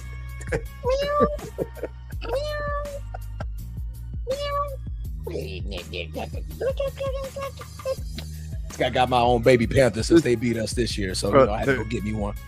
There is no way if he had a cat, he would be doing those things. Absolutely not. the risk of them scratching me in the face and my eye. I used to have a cat before, Garfield. That was his bro. name. Yeah, they trip, bro. No, they spaz out just randomly. They're not like dogs that'll love on you. Them cats get annoyed fast. They will be, it'll be a little, then all of a sudden, meow! Like, oh shit! Like, what happened? I was rubbing the same spot. Yeah, bro, they snap. Yeah, They snap, man. They snap quick. All right, Carolina, Detroit. Bruce, Yes, sir. Carolina, the Saints.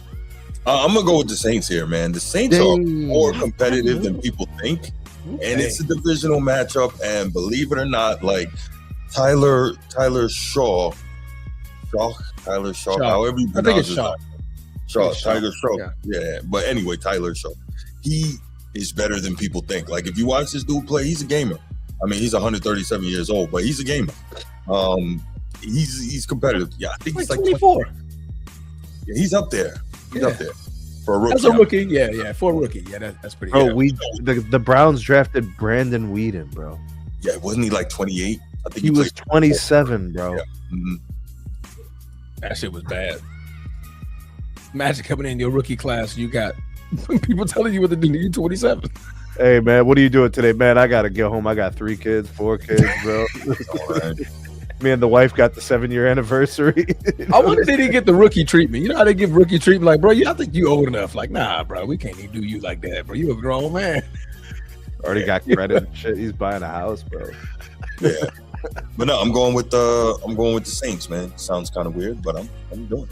No, and this is why I had cause to pause because I almost took Carolina for all of us. But I'm like, New Orleans do play some defensive games, and when they're in them, they just lose them at the end. So with that being said, keep pounding. Keep pounding. Keep pounding. All right, I got the Carolina Panthers. They're going to be winning this football game and walking away with the victory. All right. I'm going to go ahead and click the 49ers for all of us. They're going to be battling the Tennessee Titans. They are favored by 12.5 points. So that's enough for me to click San Fran for all of us. Agree? Yep. All right. Now, the oldest quarterback in NFL history could make his debut, This is crazy. but it will be the wrong team to do it against, as it is the Seattle Seahawks, who are favored by 13.5. Bruce, Sam Darnold, not a pumpkin yet. Not a pumpkin yet. What does it give you? Phillip Rivers is actually 137 years old, and he's a grandfather. I'm going with the Seahawks here, man. Great defensive team, very good offensive team. I don't see it. The book is out on how to beat the Colts. You know, even though Jonathan Taylor's had a hell of a year and hopefully still finishes strong, the teams are loading the box to try and stop him because they don't believe that the Colts have the weapons or the quarterback play to beat them if they load the box. So Phillip Rivers might change that, though. He might still be able to throw a couple before his old arm falls off. But I am going to go with the Seahawks here for sure. Yeah, sure. All right, Sneed. Seahawks. Yeah, I don't think nobody in You do. The betting odds, if Phillip Rivers was to play, should immediately get go worse. 99-1. It would get worse. It would Yeah. be like a 17.5 line. You know, like it would be Yeah. ridiculous. Yeah, no, Seahawks are going to be bringing everything and the kitchen sink to throw at Phillip Rivers to get like, get that old ass man out of here. What y'all have anybody been watching the Pittsburgh Steelers and Aaron Rodgers barely making it off the football field? No. Have we seen Joe Flacco lately? Yeah. What the hell? Phillip Rivers is older than them Yeah. and hasn't been playing football for 5 years. What do we Mhm. expect from him? Right. Did y'all see his face? Yo, it looked like a wet plastic bag, bro. Bro, yo, that's horrible, Steve. That's a terrible thing to say about somebody. Bro, he's so old, bro. It's in a wet Wow. plastic bag. Walmart or Winn Dixie? I mean, what do y'all got to do? Do y'all got to Winn Dixie up there? What do y'all got? Bro, everybody got Walmart. Stop playing, bro. No, Winn Dixie. Y'all got like a I don't know full what line the hell Piggly that Wiggly. Piggly Wiggly, I've heard of. Okay, y'all got Piggly Wiggly. Okay, that's our version of Winn Dixie. All right, got it. That's just funny. Wet paper bag. I mean, a wet plastic bag. All right. The Minnesota Vikings, who just throttled, I guess, Jaden Daniels and the Commanders last week, are going to be battling the Dallas Cowboys, who are fighting for a playoff spot to dethrone the Philadelphia Eagles. Dallas favored by 5.5. Sneed, who's winning this football game? This is where the Cowboys let you down. A game where you think it's a lock for them to win. Cowboys will lose. The Vikings will win on some crazy shit at the end of the game. Vikings. Okay. All right. Bruce. So the Cowboys, excuse me, have won 17 of their last 20 games against teams with worse records than them. The Vikings have that. But for some reason, I'm with Sneed here, man. I think Brian Flores is going to throw something to gum up the works of the Cowboys offense. And JJ McCarthy, he might have another good game. So I'm going to go with the Vikes here. All right. I'm going to be the only one to go with Dallas, I guess. And this not nothing to do with them being an NFC North team. I just think that was a fluke that we saw last week with J.J. McCarthy beating the brakes off of Washington Commanders. I think the Dallas Cowboys defense is slightly better, just not that great, but good enough to beat him, J.J. McCarthy. The Dallas Cowboys offense with CeeDee Lamb and George Pickens, I think that's good enough to beat a Brian Flores defense. So I think that this game is probably going to be 27-13. I think it's just going to, because JJ McCarthy is he's awful. As long as you send the blitz his way, keep him in check. I mean, he can only do so much. But Terrible. Dallas, they're an offense. They're one of the best offenses in the NFL. So I'll give them that credit, and I think they're going to win this game 27-13. Bro, Draymond Green called Dak a bum, bro. That's crazy. Like the basketball player? Yeah. Dak is overrated, but he's not a bum. Yeah. Yeah, Wow. that is crazy. Yeah, stick to basketball, brother. All right. Monday Night Football game. The Pittsburgh Steelers are going to be battling the Miami Dolphins and Tua Tagovailoa. Pittsburgh favored by an even 3 points, and even when you're at home, you get 3 points. So they're calling this an even Steven. Bruce, who's taking away this football game?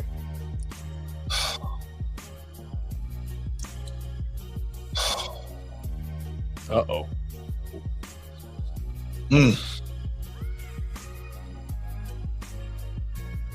Pittsburgh. Okay. I just don't trust Miami enough. I don't trust it. But then it's hard to trust Pittsburgh too, man. You don't know what you're gonna get from them from week to week. But I'm gonna go with Pittsburgh. I just believe they're a better team. I believe they have better coaching, even though the coach they haven't been great this year.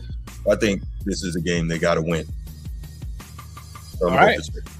Okay, fair. Sneak. This is a game that's going to be it's a December game in Pittsburgh. The Dolphins ain't built like that. There you And go. the Steelers typically win these types of games where they can make it ugly Great and point. they can win the game defensively. So I'm going to take the Steelers. Yeah, that's what I was going to lead off with. It is 20 degrees on a Monday night, and Miami don't like the cold. Pittsburgh, easy day. All right, there you have it. That is wrapping up what we have for the NFL Week 15 pick'em. If you're in the chat, is it your team that's going to take away the victory, or is your team going to suffer in defeat? We thank you guys for tuning in to the Week 15. We got DJ Cucumber Slice on the beat. Cucumber slice. Yeah. Cucumbers. Hey, man. Hey, Steven got a new nickname now. He probably going to run away with it. Yes, he is. Tony already ran away with it. He was like, DJ CS, Cucumber Slice. Q Slice. Yeah. All right, man. Moving on. Go. Moving on. All right, Bills are Super Bowl bound. Yeah, this is yeah. Let's go. All right. Love your thoughts on this, guys. So as we can see, the AFC playoffs. Damn, man, put some WD-40 on that motherfucker. I don't know what's up with that, man. Yeah. I guess I need Blue over here snoring to cover that up. Nah, you're right though. Yo, you guys both throwing shit. Hey, it sounds like Debo bicycle on Friday. Just coming down the street. Oh my God. Yeah. See, but if the audience ain't listening on headphones, they didn't hear none of that, bro. What are you talking about? Oh my gosh. Yeah. Okay. All right, I'm sorry, bro. Go ahead. No, you're good. So I think we can agree that He does it again. Just don't move. Just don't move. Start talking. Yo, you remember that song, The Box, bro? It had that creaky chair in it. No, what are you talking about? The box. No, I don't remember that. Oh my gosh. Oh, Cook Bruce. Oh man. Okay, so My bad. the AFC playoffs they're likely gonna look very different this year, right? Imagine if the Ravens don't make it, right? No Joe Burrow, he's already eliminated, I believe. The Ravens may not make it, the Chiefs may not make it, so that's no Lamar, no Burrow, no Mahomes, right? So with that, you'll have some faces that aren't regulars in the AFC playoffs. You'll have the flowing hair brothers, Herbert and Trevor Lawrence. Yeah. You'll have whoever's the starting quarterback in Houston. You'll have Bo Nix, right? You have Josh Allen. You have Drake May. Like it'll be a whole bunch of new faces in the playoffs. Some really good defenses, etc. But I'm looking at it and I'm thinking, this is the time for Josh Allen. And if he doesn't make it this year, he's never going to make it, right? Because his biggest hurdle in the playoffs has been who? Patrick Mahomes. Right. If Patrick Mahomes is not there, Josh Allen can beat anyone in the conference. And so I truly believe that with a lot of younger quarterbacks, a lot of inexperienced playoff quarterbacks, he's got a very legitimate chance to make this run to the Super Bowl. He's just got to get in. And this is why I was saying, like, I believe it starts with this weekend against New England. And I think that he's going to win that. And out of all the quarterbacks in the AFC, I believe he is the most capable of, as we say, putting the cape on and doing these, heroic, superhuman things, right? He is the guy that's able to do that. And so I'm looking at it and I'm saying now, I do believe that the Bills are going to represent the AFC in the next Super Bowl because of that reason. You guys' thoughts? Sneak. I think the X factor.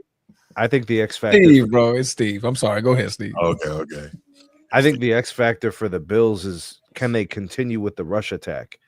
I mean, that's a huge advantage in these AFC playoff games. So, you were talking about like getting over the hump and him getting beyond,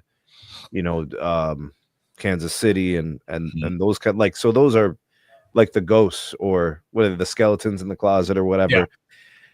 Yeah. It's a good offense, generally speaking. Defensively, they're kind of like middle of the road. I mean, as long as you play well when it matters, your team seems good enough. So I get what everybody's saying. But they've had better teams and didn't win at all. So to me, I'm not automatically saying that the Bills are the favor in the AFC. Absolutely not. I'm not ready to put them in there. I don't care if Pat Mahomes is having a down year. I don't that's not enough to move me. I don't care that Lamar is having a down year. That's not enough to move me. Okay. You still got to beat the field. You still and look, there's other teams in the AFC that are really freaking good. Like the Texans ain't going to be easy to beat. They're just not going to be. No, but if anyone can do it, I think Josh Allen can. Maybe, because the Texans are beating a bunch of good teams. Mm-hmm. So you're gonna have to beat them. They're not going to beat themselves. That's true. And when I look at the wins that Buffalo has this year, Mm-hmm. they beat the teams they're supposed to, Right. but they did lose a game to Atlanta. So I'm like, you probably should have won that game. Right. But they beat up Carolina real bad. They beat Kansas City. I mean, but they lost to Houston. So I'm just saying, I'm not so convinced that it's an automatic thing that they're going to be in the Super Bowl. I'm not going to do that. The path is going to be very difficult. Josh Allen will have to continue to do Superman stuff in order for them to win a Super Bowl. I like it. We're going to find out a lot this weekend. Because if the Patriots beat you again, there goes your answer. You're going to have to go through Foxborough to get through that. Yeah. Like, well, either way, they're not going to have home field in the playoffs. So, but I'm just saying, like, you walk into Foxborough a little bit more shaky now. yeah. Because now you lose at home, and then you lose again in Foxborough, and then turn around and a month later, you got to play them again in Foxborough. The Transformer, more gravity in this game than the first matchup. Yeah, a whole lot. So you're coming in. Of course, you got a chip on your shoulder that they already beat you at home, and you felt like that was a game that you should have won. You're going against Drake May, second-year quarterback, but he's flying on cloud nine, second in MVP voting. The Patriots are flying to the ball, and they're cracking. Ellis, well, I think he's a linebacker. Yep. Boy, I hate to be the offense to have the ball when he's flying to tackle me. That man don't care. He don't care. That boy reminds me of 90s, 2000 football where the hit stick was in prime time for him. Right. That boy he's laying hits on guys. So that's definitely going to tell me a lot. Their biggest bugaboo, they can't stop the run. And they got a lot of teams in the AFC that can run the freaking football. So when you're ranked, 28th in run defense, that's a problem, especially in the cold. That's a huge problem in the cold, and you're going into the playoffs like that. Now, your pass defense is pretty legit. You're number 2 in pass defense, but the quarterbacks that you're about to play, let's look at this list of quarterbacks. The Denver Broncos, what does Bo Nix does best? Scramble, get open, run the football. The New England Patriots, run the football. He can make solid throws. The Jacksonville Jaguars got a good run game. Travis Etienne. Trevor Etienne. Travis. His little brother's Trevor. Travis. Yeah, he's Travis. Yeah, his little brother's Trevor. Brother's Trevor, yeah. Yeah, his brother's Trevor. The Pittsburgh Steelers, okay. Yeah, I'll take the Bills over them. All right. The Los Angeles Chargers, they're beat up at the run game, but they're starting to get Hampton back, and I believe I forget what the other running back's name is. But he's pretty solid. He's coming into form, but I'll take the Bills over them. And then you got the Houston Texans, who got one of the best defenses overall in the NFL, right? So it's winning them games. Yeah, it's literally winning them games. Yeah. And if you lose against the Patriots because of defense, what the hell you think the Texans are going to do, right? So this weekend is definitely going to tell us a lot about the Buffalo Bills, man. In my opinion, when it comes to the playoffs. Bruce. I agree. And remember, I said that this is such a huge game, and I think that the Bills are going to win this game. It starts here. It starts here. But I think they're dangerous. They just got to get in. And like I said, my biggest thing is without having those guys to get past, the guys, the Burrow, the Mahomes, the Jacksons, providing those guys don't make the playoffs, we have a very legitimate chance of seeing Buffalo get all the way there. And as you mentioned, number 1 run offense in the league, like that'll take you far. Especially in these nasty weather winter games and playoff games, that'll take you far. So now, Transformer, you mentioned their secondary being really good, right? Yeah. Very often, what ends up happening is teams will exploit what you suck at and it will mask what you might think statistically they're good at it. No, teams are just choosing to gouge them in the rushing game. Yeah. They're basically not throwing on them because they don't need to. Don't They're need just to. like, we'll just run all over them and possess the ball. Like they're giving up 138 yards Yeah. per game. Like, Right. well, that's easy. That'll win us that'll win you a game 8 times out of 10. You're gonna run your primary play is to run the ball on these guys, and then you're only throwing it on 3rd and long. That's it. Yeah. And if Baltimore can take this spot from Pittsburgh, that's another good run team that's in the playoffs. Yeah. So you're damned. You got Derrick Henry in the playoffs now. Mm-hmm. That's a lot of trouble for that run defense. He could bounce you out of a game in the playoffs. Absolutely. He could. Yeah. Absolutely. Yeah. But it's the sad part of all this, right? Even if Buffalo makes it to the Super Bowl, I don't think that they'll be able to beat, who's going to be there from the NFC. Likely the Rams, maybe the Seahawks, but I Jesus Christ, I don't believe in Sam Darnold at all. But even if the Seahawks get there, they got a very legitimate chance to win. So the sad part would be, even if Buffalo gets there, that's going to be their 5th Super Bowl loss, man. I don't know that they're going to beat the NFC representative, and that would suck, man. That fan base is cursed. I mean, you look at all the teams in the playoffs in the NFC. Every single one of them, with the exception of the Tampa Bay Buccaneers, got a run game. Every single one. Los Angeles Rams, they got your boy. But it's not just the run game. They have optionality. They got different ways. You know what I'm saying? So they'll still get their opportunities in the passing game too. The Bills, the Bills have looked good this year, but it's just things change, man. Yeah. As soon as the playoffs start, like a lot of stuff goes right out the window, man. And that's the Bills. They've been like that. Losing number 5. What you talking about, Tony?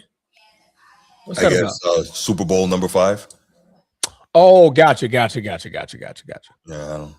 know. I've never been to Buffalo. I've been to Buffalo. I don't remember that, but I mean, one of my favorite rap groups are from Buffalo, so I don't know. Who that? Griselda.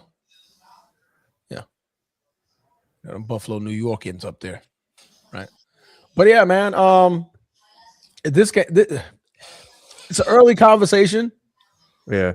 If he gets in the playoffs, does he have a shot? Absolutely. I mean, Josh Allen. I mean, we've seen him put the cape on many, many times, and like you said earlier, Bruce, to your point, it's been one man that just stands in his way every single time, and he's like, that man might not be there this year.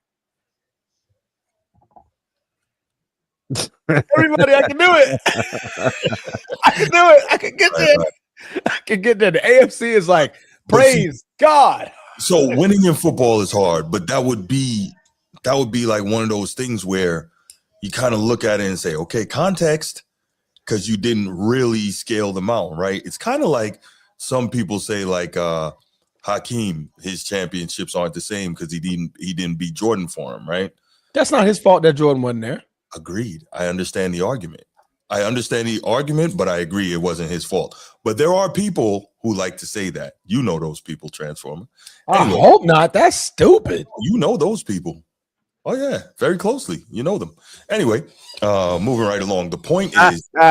Edward, what the hell, bro? I called him out. Hakeem won because Jordan wasn't there. Houston's beating the Bulls, by the way. I got Houston beating that Bulls team. They ain't stopping Hakeem. Man said Hakeem ducked Jordan. I don't know how that how is. Can you duck somebody who retired, suspended, but retired? Anyway, how can you duck that person? I'm just saying. Stop lying, Bruce. Ain't nobody say that, bro. Hakeem. Okay. Hey, Jordan. Hey, I don't want to play y'all. You want to retire real quick? Right. Yeah. Give me about 2 years. Let me do a 2-year bid, and then that's cool. I appreciate it. Breaking news: Michael Jordan is retiring. Like, wait, what? Why? Hakeem goes on Hakeem the Dream. Hakeem the Dream. Go get him some chips. No, but I think a lot of people should Josh Allen get out of the AFC and even win a championship. Which again, it's hard to win a championship in football. But a lot of people would say, but he didn't beat Mahomes. You know what I'm saying? It's not his fault. And I'm sure Mahomes is 6-7. Yeah. If Mahomes don't make it, that's on Mahomes. Okay, remember if this all comes to fruition that I said that people are going to say this. Yeah, but we're going to keep the same energy here, though. Yeah. We're going to call them folks stupid. I'm just telling you what the people will say, gentlemen. I'm just telling you what people will say. No. That's like when Peyton won his. Right? It was just because Tom got eliminated, he won? It was like, okay. Bro, they always say something. Oh, he beat Rex Grossman. You know, he did that. Everybody does that about everything. Hard in football, man. Did you make it? Bro, you heard what they said about SGA? Oh, they beat the Pacers. Okay, they beat who came out of the East. Exactly. Everything happens for a reason. Bro, they played the games. We're out here. Right. Yeah. No, man. In the NFL, you got to line, like, that's a true line them up. Every game is a must win or go home. Every game. And if Josh Allen was to win that game and to say that, well, he didn't beat Patrick Mahomes. Did Patrick Mahomes show up to the dance? Because if not, then stop talking about him. If he wasn't invited into the party, why are we talking about somebody who wasn't even there? I won. I was best dressed, and I'm the prom king. Thank you. Take my trophy and my little kitty cat, and I'm going home. Keep pounding. That's just that simple. But if you think about it, bro, NFL football, it's crazy, a battle right? It's a battle of attrition. Yeah. You know, it's like last man standing, whoever's not injured, whoever's healthy enough to play each week, you know, whoever survives each week. It's a game of survival. Yeah. How is anybody going to be discounted for getting to the big game? Yeah. But they building him a statue the next day in Buffalo. They might build him one without it. Yeah, because you got to remember what Buffalo has been through as a football city, man. That Jim Kelly? Kelly man, was bad, boy. Yeah, that's brutal. I don't know how 4 straight. Yeah. 4 straight, and a couple they had a chance to win. They were in them. Yeah. Well, yeah. So the first one they had a chance to win, and then the last one they had a chance to win. But what was it? Late the field goal. The field goal was the last. Norwood misses wide right in 91 in 20-19 against the Giants. Yep. And I always wonder if he had made that kick, how does that change the Bills' future? Maybe they win a couple. Do they become the dynasty? Who knows? Yeah. You know. But no, man. So that's a good question. Yeah. But a lot of this is predicated on this weekend, man. For sure. It's definitely. But yeah, that's my thoughts on the Bills and Josh Allen, man. You want to take a couple calls on that? Yeah, sure. Let's do it. Y'all know. Never mind. Let me shut up. 904-219-8264. 904-219-8264. Take a quick couple calls on that, and then we will get to a little bit of NBA before we head out for the night. The Buffalo Bills winning an NFL championship would be huge.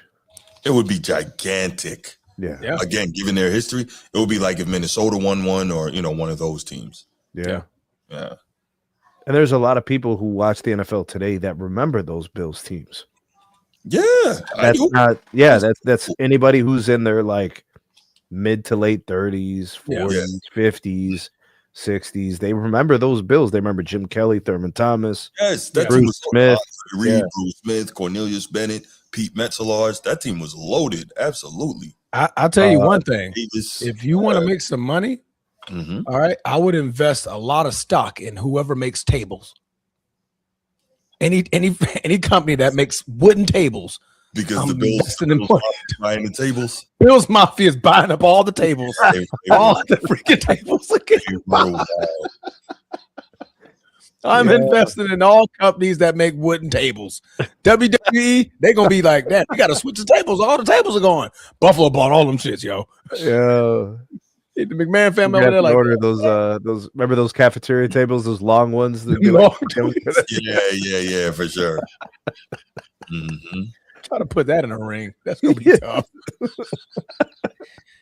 Oh man, selling all my stock. Like, yeah, I'm buying every company that makes wooden tables. To the moon, to the moon. Buffalo buying it all. There's gonna be a wood shortage around the U.S. thanks to Buffalo. Wow. That all right. Sell Let's- wood tables. Yeah, that's crazy. Let's go ahead and take it to the last topic. Transformer. Whoa, this is my topic. It's a topic. Whoa, I wasn't prepared for this one, but you know I can go ahead and freestyle it real quick. Giannis Antetokounmpo. Giannis Antetokounmpo, Yes. former MVP, NBA champion, beating the Phoenix Suns and giving them the 50 burger and going straight to Chick-fil-A and ordering them the 50-piece nuggets. We're talking that Giannis, not Giannis, or Giannis, however you say his name. Giannis, Tamama Namas. You talking about Thanos? Thanasis. Giannis, Thanos. There you go. I like Sneed's better.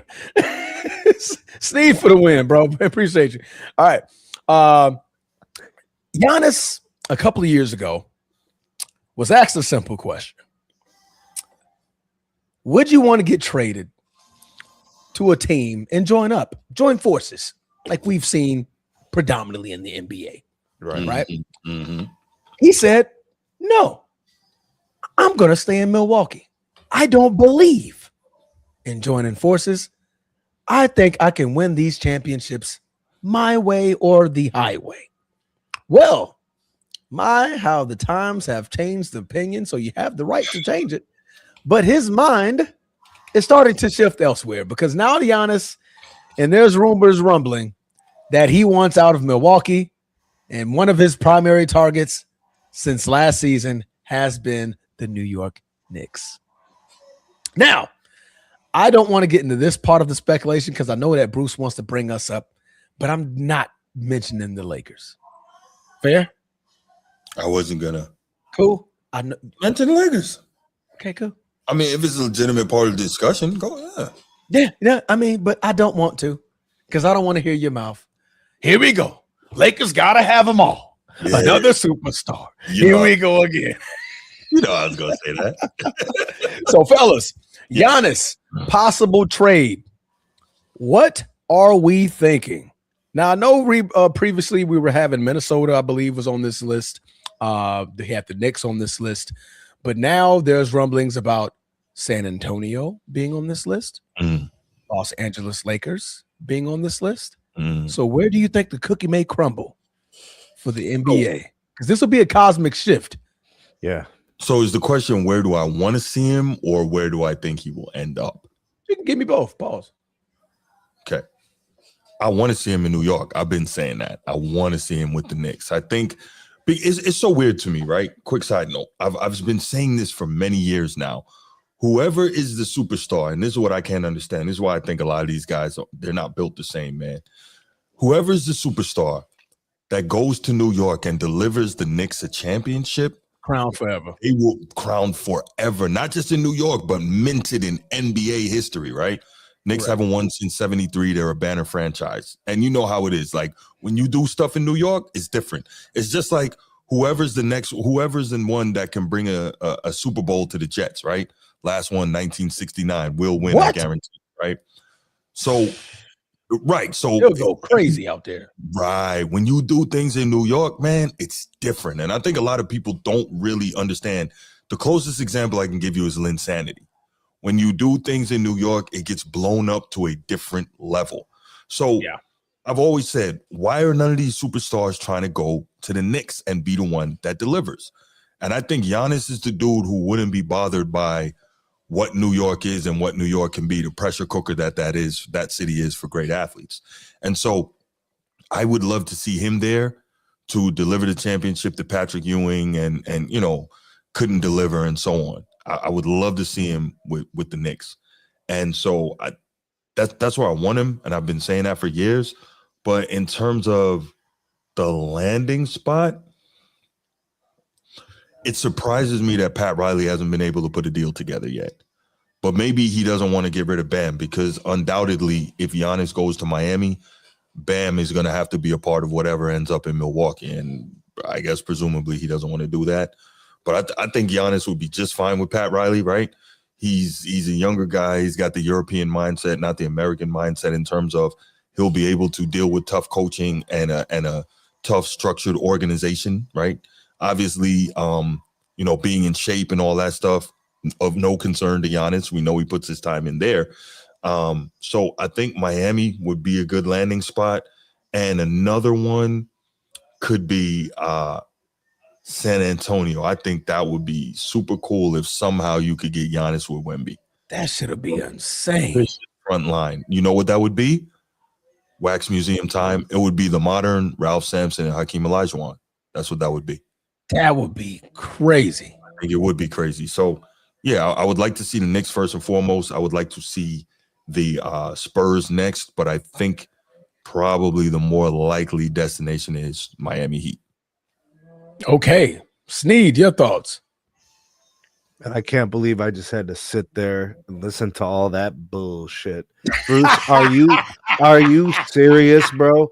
You try to tell me that Giannis should go to New York because it'll be good for New York, because it'll be good for him, bro? That is some fabricated, that is some Dr. Seuss Cat in the Hat nonsense nursery rhymes, bro. The New York Knicks is basketball purgatory. That place is a dump. And you wanted to go there? Why? So he can stick it up over there too? Weren't they a game and a half from the finals last year? How is that basketball? And you think that's replicable? You expect him to get back there? If he's no, not this year. If he's there with Jalen Brunson, right? If he's there with Jalen Brunson and you have some half decent role players, they could get to the finals. In the East, anybody can get to the finals in the East. We know that. You're getting cooked, bro. Listen, James Dolan is still the owner of the Knicks. Yes, he is. He's an idiot. That dude, yes, he is. He will choose losing his way over getting out of his own damn way and winning a title. And Correct. You know that's a damn fact. He can't do this type of a deal. Don't nobody want to go to New York. Anybody can go to New York, but nobody does. How did Cat get there? How did Cat get there? Trade, right? Yeah, trade from Minnesota. Yeah, he got traded from Minnesota. Yeah. So here we are talking about the Knicks. Makes sense, because he's a Jersey guy. Storied franchise because they got one title 58 years ago. That's really, bro. Yeah, go ahead. Bro, this ain't it, bro. To hell with that New York nonsense. You got to go to a team. If you're picking, if you're Giannis and you're picking where you're going, it's about fit. You know, he said he wants to go there, right? That's fine. It's not just me. You could say whatever you want. He could say whatever he wants. I'll believe it when I see it. That shit ain't happening. Maybe not, but I'm saying that's where I would like to see him. Why? I just explained why is that, but it's not good for him. It's not good for the league. Why wouldn't it be good for anybody? It would be great for the league if the Knicks won a championship. Are we serious? The most likely outcome, Giannis going to New York Knicks ends with a championship. You're crazy. I'm not saying it's the most likely outcome. What I'm saying is it greatly increases the likelihood that they get a championship if he's there. Wrong. It's the Wrong. East. Damn, Pacers came out of the East last year, Sneed. It's the East. Do you know why they came out of the East last year? Because it's the East. No, because they were the best. Because it's the East. Because they were the best team. Yes, you act like they didn't take the Thunder 7 games. No, listen. Now we're gonna shit on the Pacers, Bruce. Really? I'm not. No. First of all, I'm not trying to diss the Thunder or diss anybody else. I'm saying we know the East is wide open. The East is not. It's not like the West. Bro, he needs to go to a team that fits for him, where his strength fills and occupies the void that is the team's weakness, and he lifts up the team with that particular skill set. He could deliver really, really good defense. He's still a very good defensive player. Yeah. And he's an unstoppable force in transition. He needs to consider fit. To hell with the stories, bro. You're talking stories. You're talking story time at the Apollo. New York, bro. I want to see him. You asked me where I want to see him, right? That's what I said. That's where I want to see him. And again, he also said that he wants to be there. Not so happening, this is bro. me just saying something. And I'm not saying it's gonna happen. I'm saying I want to see it. I'm saying he said he wants to see it. If he got traded, that's one of his preferred destinations. So like it's not some absurd thing to say. Well, he ain't gonna get there. Okay, maybe not. That shit ain't gonna work. And he don't really want to be there. I don't care what they say. I think he wants to be there. Nah, don't nobody want to be there. Also a large Greek community in New York City too. Well, I mean, like that fucking matters. The dude can go back to Greece every summer. No, I think it does matter if you can like live semi amongst your own. Like I think that does matter. He's been a free agent. Why didn't he go? Maybe they didn't have it to do it. I don't know. These are the things that I always look at. When they were a free agent, why didn't they go there? Because, well, this is what I'll say, and I can't speak to this. A lot of times, guys don't leave their team for bird rights. You can get more money staying where you are. And now all of a sudden the money wouldn't matter? You're saying the money's different now? I'm not saying the money is different now. I'm just saying, well, I'm telling you what he said, and I'm telling you what I would like to see. I think he's lying, bro. That's the ideal. Why would he lie about that? I think he's lying. I don't think he's telling the truth. I don't think he's telling the truth about anything. Okay. None of this makes any sense. If he wanted to win, why the hell did he dismantle the team that won a chip? He literally broke up the band, bro. Chris Middleton gone. Yes. Middleton was hurt all the time. He didn't break that up. Who was hurt all the time? Middleton. But after they won championships, he stayed injured. Hold on a second, bro. Drew Holiday wins a championship in Milwaukee, and then he goes to Boston and wins another one. Mm-hmm. He was clearly important.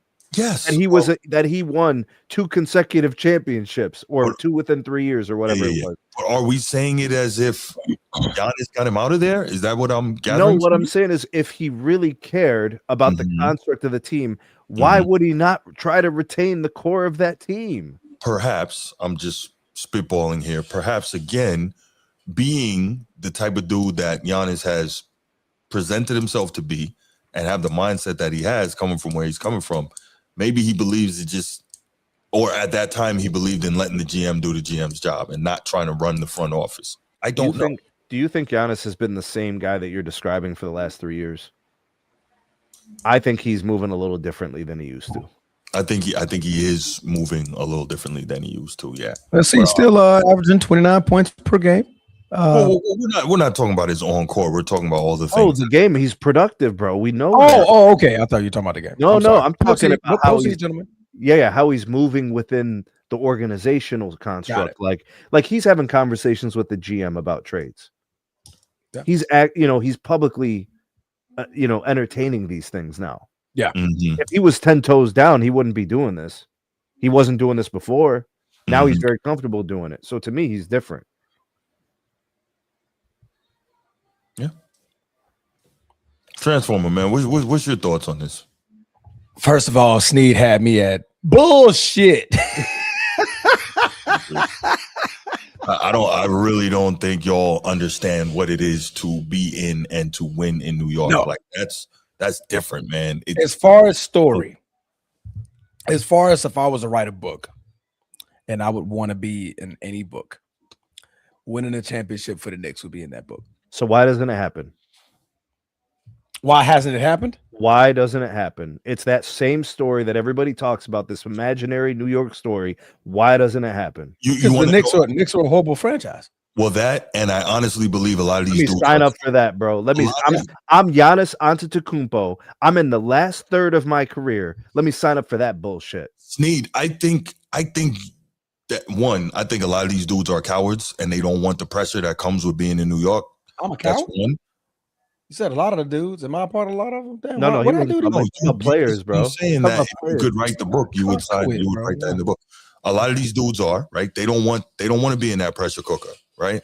And two, again, for instance, Kevin Durant could have gone there, right? He didn't go. Why didn't he go? He didn't want that smoke. There's something different about being there. He didn't want those problems.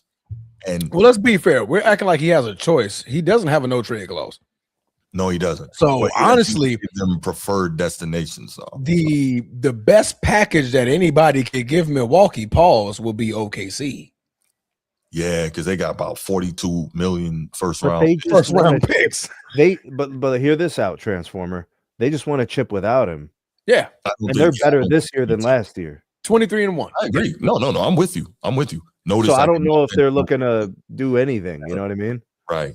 Like if anything, I'm just saying theoretically, if they were to offer anything, they would be the best. No, teams can offer, but they would be reconstructing the roster. Yeah, like if he's going to Miami, like that doesn't work unless you're ready to just blow up Miami. Yeah, OKC can literally do it off of picks, and maybe Lou Dort and Hartenstein. Listen, I'm not. You can throw I'm in not- 3 first-round picks. I'm probably not doing that deal if I don't get what's his name? If I don't get Chet in there. J-Dub. And yeah. To I get mean, but Giannis, you're getting 3 first-round picks. Probably got to be a couple of picks, J-Dub and Chet. That's probably was to get Giannis. Too much money. Well, no, you're right, because J-Dub just got paid, right? Yep. Well, and they all Chet got paid. Yeah, Chet got Okay. paid too. That's too much money. So it's one of them and the picks then. That's how you got to work. The way you got to look at it is J-Dub's an all-NBA player. Mhm. Right? So there's your all-NBA guy for your all-NBA guy. Then you're going to start massaging the picks. It's going to be like, well, is it going to be a first rounder, 2 first rounders? Yeah. It's going to be that game. Draft But literally, they got that many. They don't need to give up anybody of importance. They robbed everybody for like 3 years straight. Mhm. Yes. Yeah, Like for when I tell you there's 3-4 GMs in the NBA worth a damn, I'm dead serious. The rest of them are all just giving away picks to other teams and giving away players to other teams. If the That's league were serious. to end right now, OKC has 3 lottery picks this year. That's how crazy it is for what Scott was. Scott what? What's his name? Scott Who are you talking about? The GM?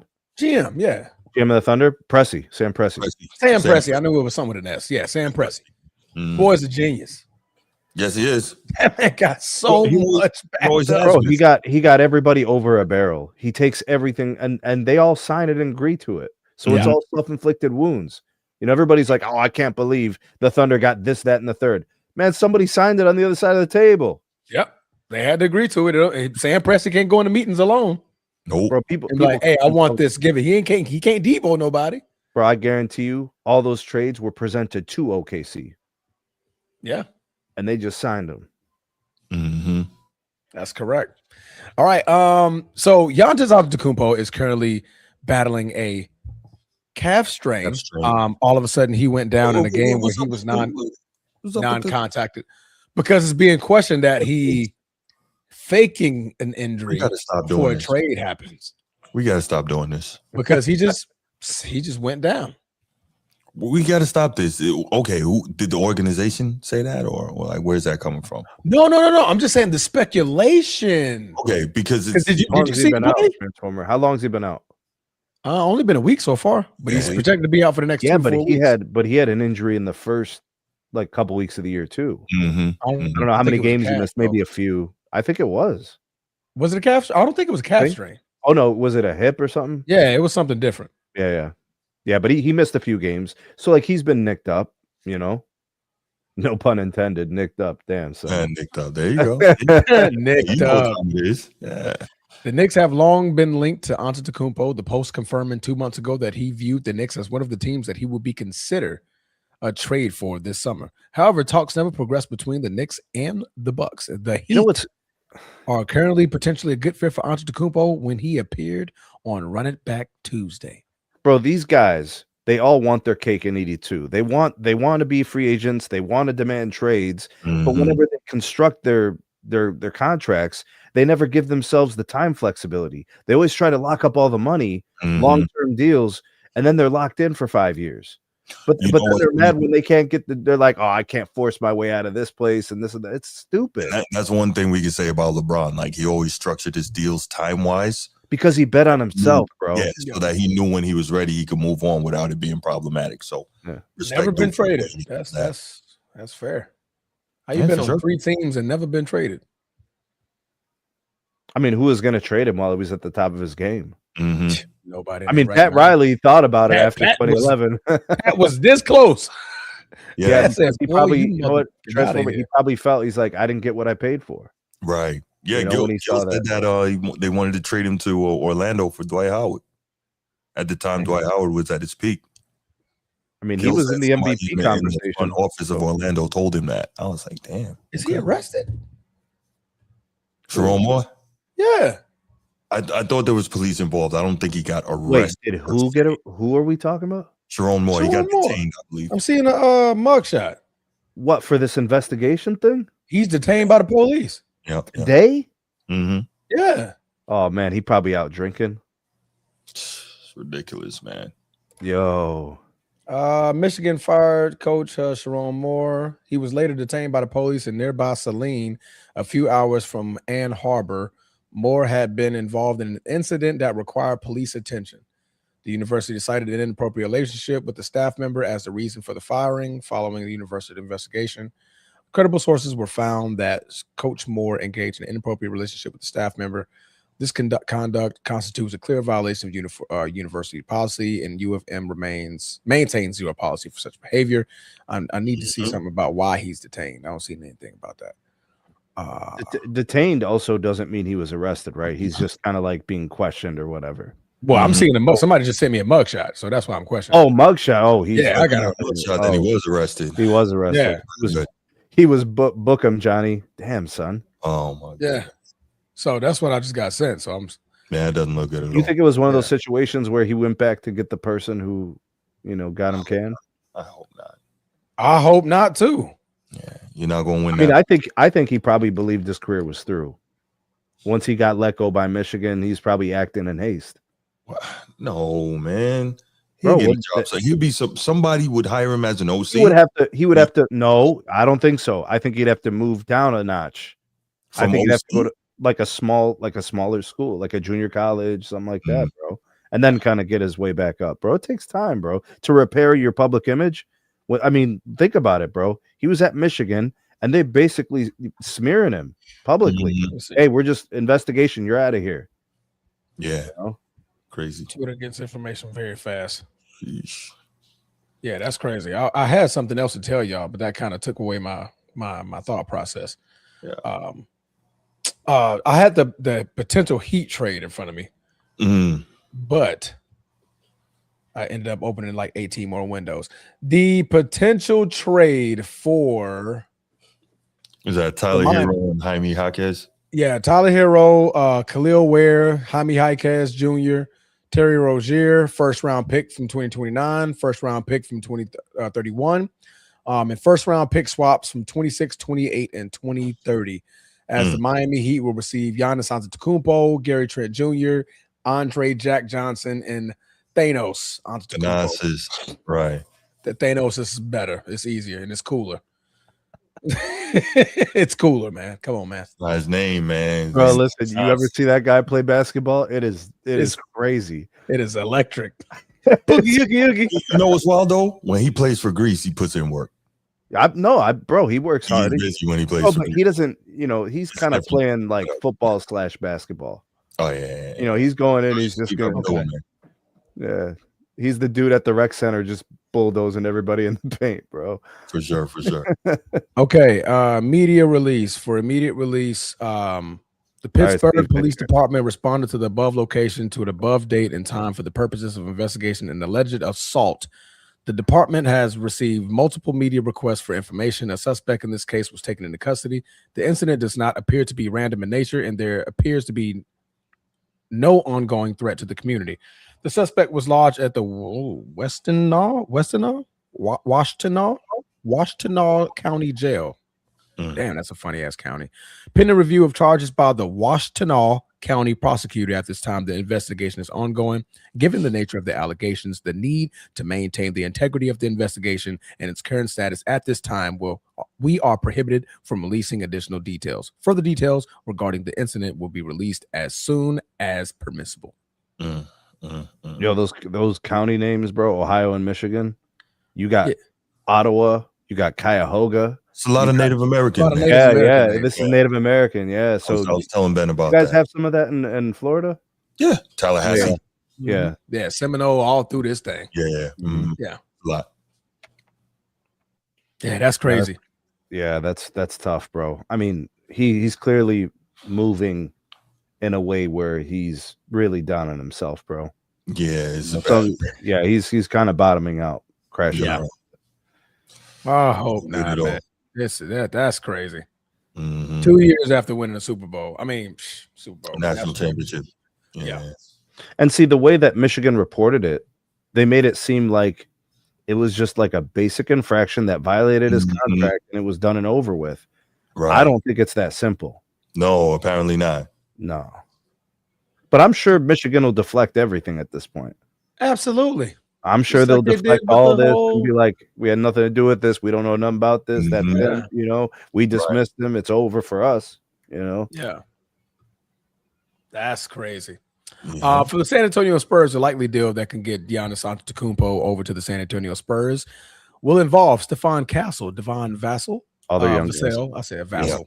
Vassell, Harrison Barnes, Kelly Olynyk, Carter Bryant, 2027 Atlanta first round pick, a 2029 San Antonio's first, and a 2031 Sacramento pick swap for Giannis Antetokounmpo, Kyle Kuzma, Amir Coffey, and Thanos Antetokounmpo. Thanasis. Okay, I got it. Thanasis. Thanos, bro. That's easier. That's so easier, bro. Thanos. The Spurs do more than relinquish young talent and picks here. They also take on the contract of Kuzma, which is not considered attractable around the league, but it's big payday for the Bucks, who reset their cap market. So at this point, San Antonio Spurs will be with De'Aaron Fox, Kyle Kuzma, Giannis Antetokounmpo, and Victor Wembanyama. It's just health. That team is winning a championship. It's just health. Yeah. Because Victor Wembanyama's out right now. Mm-hmm. Yeah, it's always going to be his health. It's always going to be health. Yeah. Yeah. That'll be interesting. So that'll satisfy Bruce on San Antonio Spurs. What's the other team you picked? It was the Knicks and the Spurs. That's what I wanted to see. Oh, it was just Knicks and the Spurs. Yeah. Mm-hmm. The Knicks and the Spurs, I didn't realize the Knicks, they can't trade picks. So they can only trade players. So let me get back to the Knicks. New York. What you got on New York? There we go. The potential trade would be OG Anunoby and Josh Hart for Giannis Antetokounmpo straight up. The Knicks cannot trade send picks as that would violate the Steepen rule, and they don't have much room in the form of young players. I'm not budging a damn needle unless I get Cat a part of that deal. If I'm Milwaukee, I won't Cat or hang up the phone. Yeah. OG Anunoby and Josh Hart, and you can't give me no potential picks. Nope. I'm trading you a superstar. Yeah. And you're giving me a role player and an all-star. I ain't gonna do it. Yeah, I can't do it. Y'all keep forgetting, man. Nobody ever gets freaking what do you call this? Even for a superstar trade in the NBA. It never happens that way. But this will be like dumb. Yeah. Like you don't get a pick. I have no potential. So you have to draft your future in this. Yeah, I would need something to give me a chance. OG Anunoby ain't giving me a chance. No, you're looking for your Cooper Flag. You're looking for your, Harper, Dylan Harper. You're looking for your guy. Unless you're looking to just free up cap space, but then who wants to come to Milwaukee? Milwaukee's going to have to build through the draft. They can't. Your guy, right? Yeah, they got to draft somebody. So that would suck for the Knicks. So Cat got to be a part of that deal. Otherwise, you can just hang up my phone. Get off my phone with that mess. Let's see. Minnesota Timberwolves.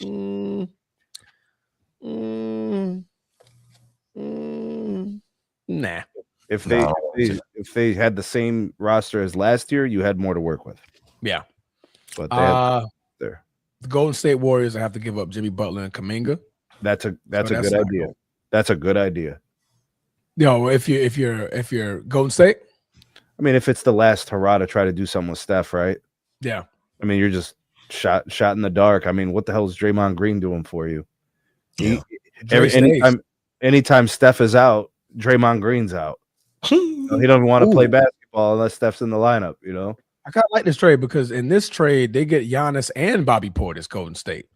So now you're shoring up your interior. Nice. Yeah. That'll be a nice little trade. Yeah, I like that.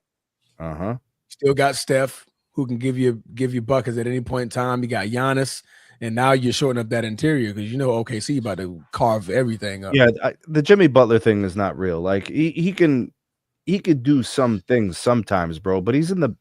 He's in the back nine. Yeah, he's in the back nine, bro. Honestly, and then the thing about him, when Steph sits, he doesn't want to be number one at all. He's making that abundantly clear by his play. He's like, I think those days have passed, Transformer. We're talking 4 years ago when he was making noise in the playoffs. Yeah, literally carrying Miami Heat to the playoffs. But it's been 4 years. Finals. Yeah, what he made 2 finals appearances, one against us, and who was the other team?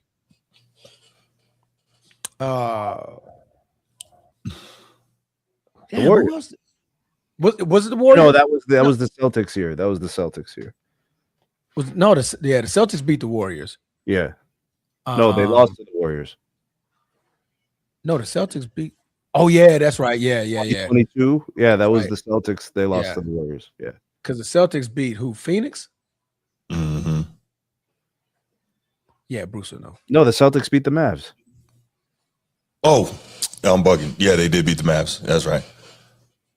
Luka. That was Luka. Milwaukee beat Phoenix. Yeah, that's right. That's right. Yeah, And then I they know. dismantled that team, and they never did shit after that. Yeah. You know, they had Oh. CP3 and everybody, and you know. Listen to this one. Jaden Ivey, Tobias Harris, Ashura Thompson, Ron Holland, 2026, 2028, and a 2030 first round pick for Giannis, Thanos, and Amir Coffey. You're Coffee. you're purging the roster, bro. Mhm. Yeah. Yeah, I mean you're completely changing that team. But you Celtics, definitely get a heavy running mate. What do to you go what do you along think, with- Huh? Bruce? What do you think? The Celtics make a play on Giannis? No, you gotta Mm-mm. Nah. I mean, would it be cool to see it? Yeah, but nah, you gotta give. Oh him yeah, spot. yeah. And there's no way if I'm Milwaukee, I'm giving you Giannis and not getting one of them Celtics. Oh, you're getting Jaylen Brown. You got to get Jaylen Brown Yeah. because you can't trade Jason Tatum. Mhm. He's injured.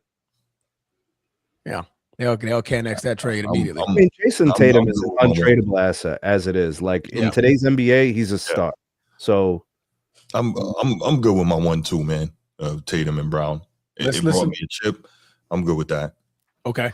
Well, here's the deal. Jaylen Brown. Jaylen Brown for Giannis, though I wouldn't be mad. Yeah, Jaylen Brown, Anthony Simons, Josh Minnan, Mhm. and literally every first round pick the Celtics could possibly send out for Giannis Antetokounmpo and Kyle Kuzma. And of course, Thanasis. Oh, Yeah. Thanasis isn't on here. you know, real talk, You bro. know you gotta come Listen, real talk. That whole like Thanasis, Giannis thing, it's basically Bron and Bron, on. I was waiting It's for that. basically the same thing. because even for every Laker thing, they pop up with the potential trade is Bronny, Giannis, Thanos. I'm like, bro, every trade? No, they gotta go. Oh, we gotta get an AI picture of Thanasis with the freaking gauntlet, bro. We gotta do it, bro. Son, I'm pretty sure AI probably already done it. Yo, the worst.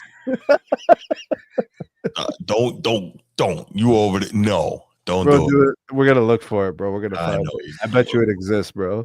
It got to. Mhm. Thanas. Yeah, he does. It does, bro. Thanos. It goes together. I'm pretty sure somebody got it, bro. Yeah, Somebody hold has on, to bro. have it. Infinity Gauntlet. I bet you it exists, bro. It's got to. Come on, man. No, I'm not finding it. No, All right, we got to get AI to make it. Nope. we Hold gotta on. get. You Bruce, found what do one? you use to make your thumbnails, bro? What are you using? I do it myself. All right, I need you to make me one of those. The one, like, remember you did Brutus and you did the Wolverine. Oh yeah. No, Let's I let's do get a those. let's Yeah. get a Thanasis with the Infinity Gauntlet with the stone. Wow. All right, man. I'm gonna do that. I got you. I'm gonna do that. I wonder, has he been called this already? He has to have been it. called that. No, Yeah. open up the phone lines, bro. Brucey's trying to get in. Okay. Let's go. We take 2 calls and then we get out of here for the night. Bro, how is that not a thing yet, bro? How is there not a photo out there? They got It's photos of got- everything, bro. They got BBL Drizzy. They got all types of shit, bro. They don't have it. I'm sure there is. BBL Drizzy. Wow.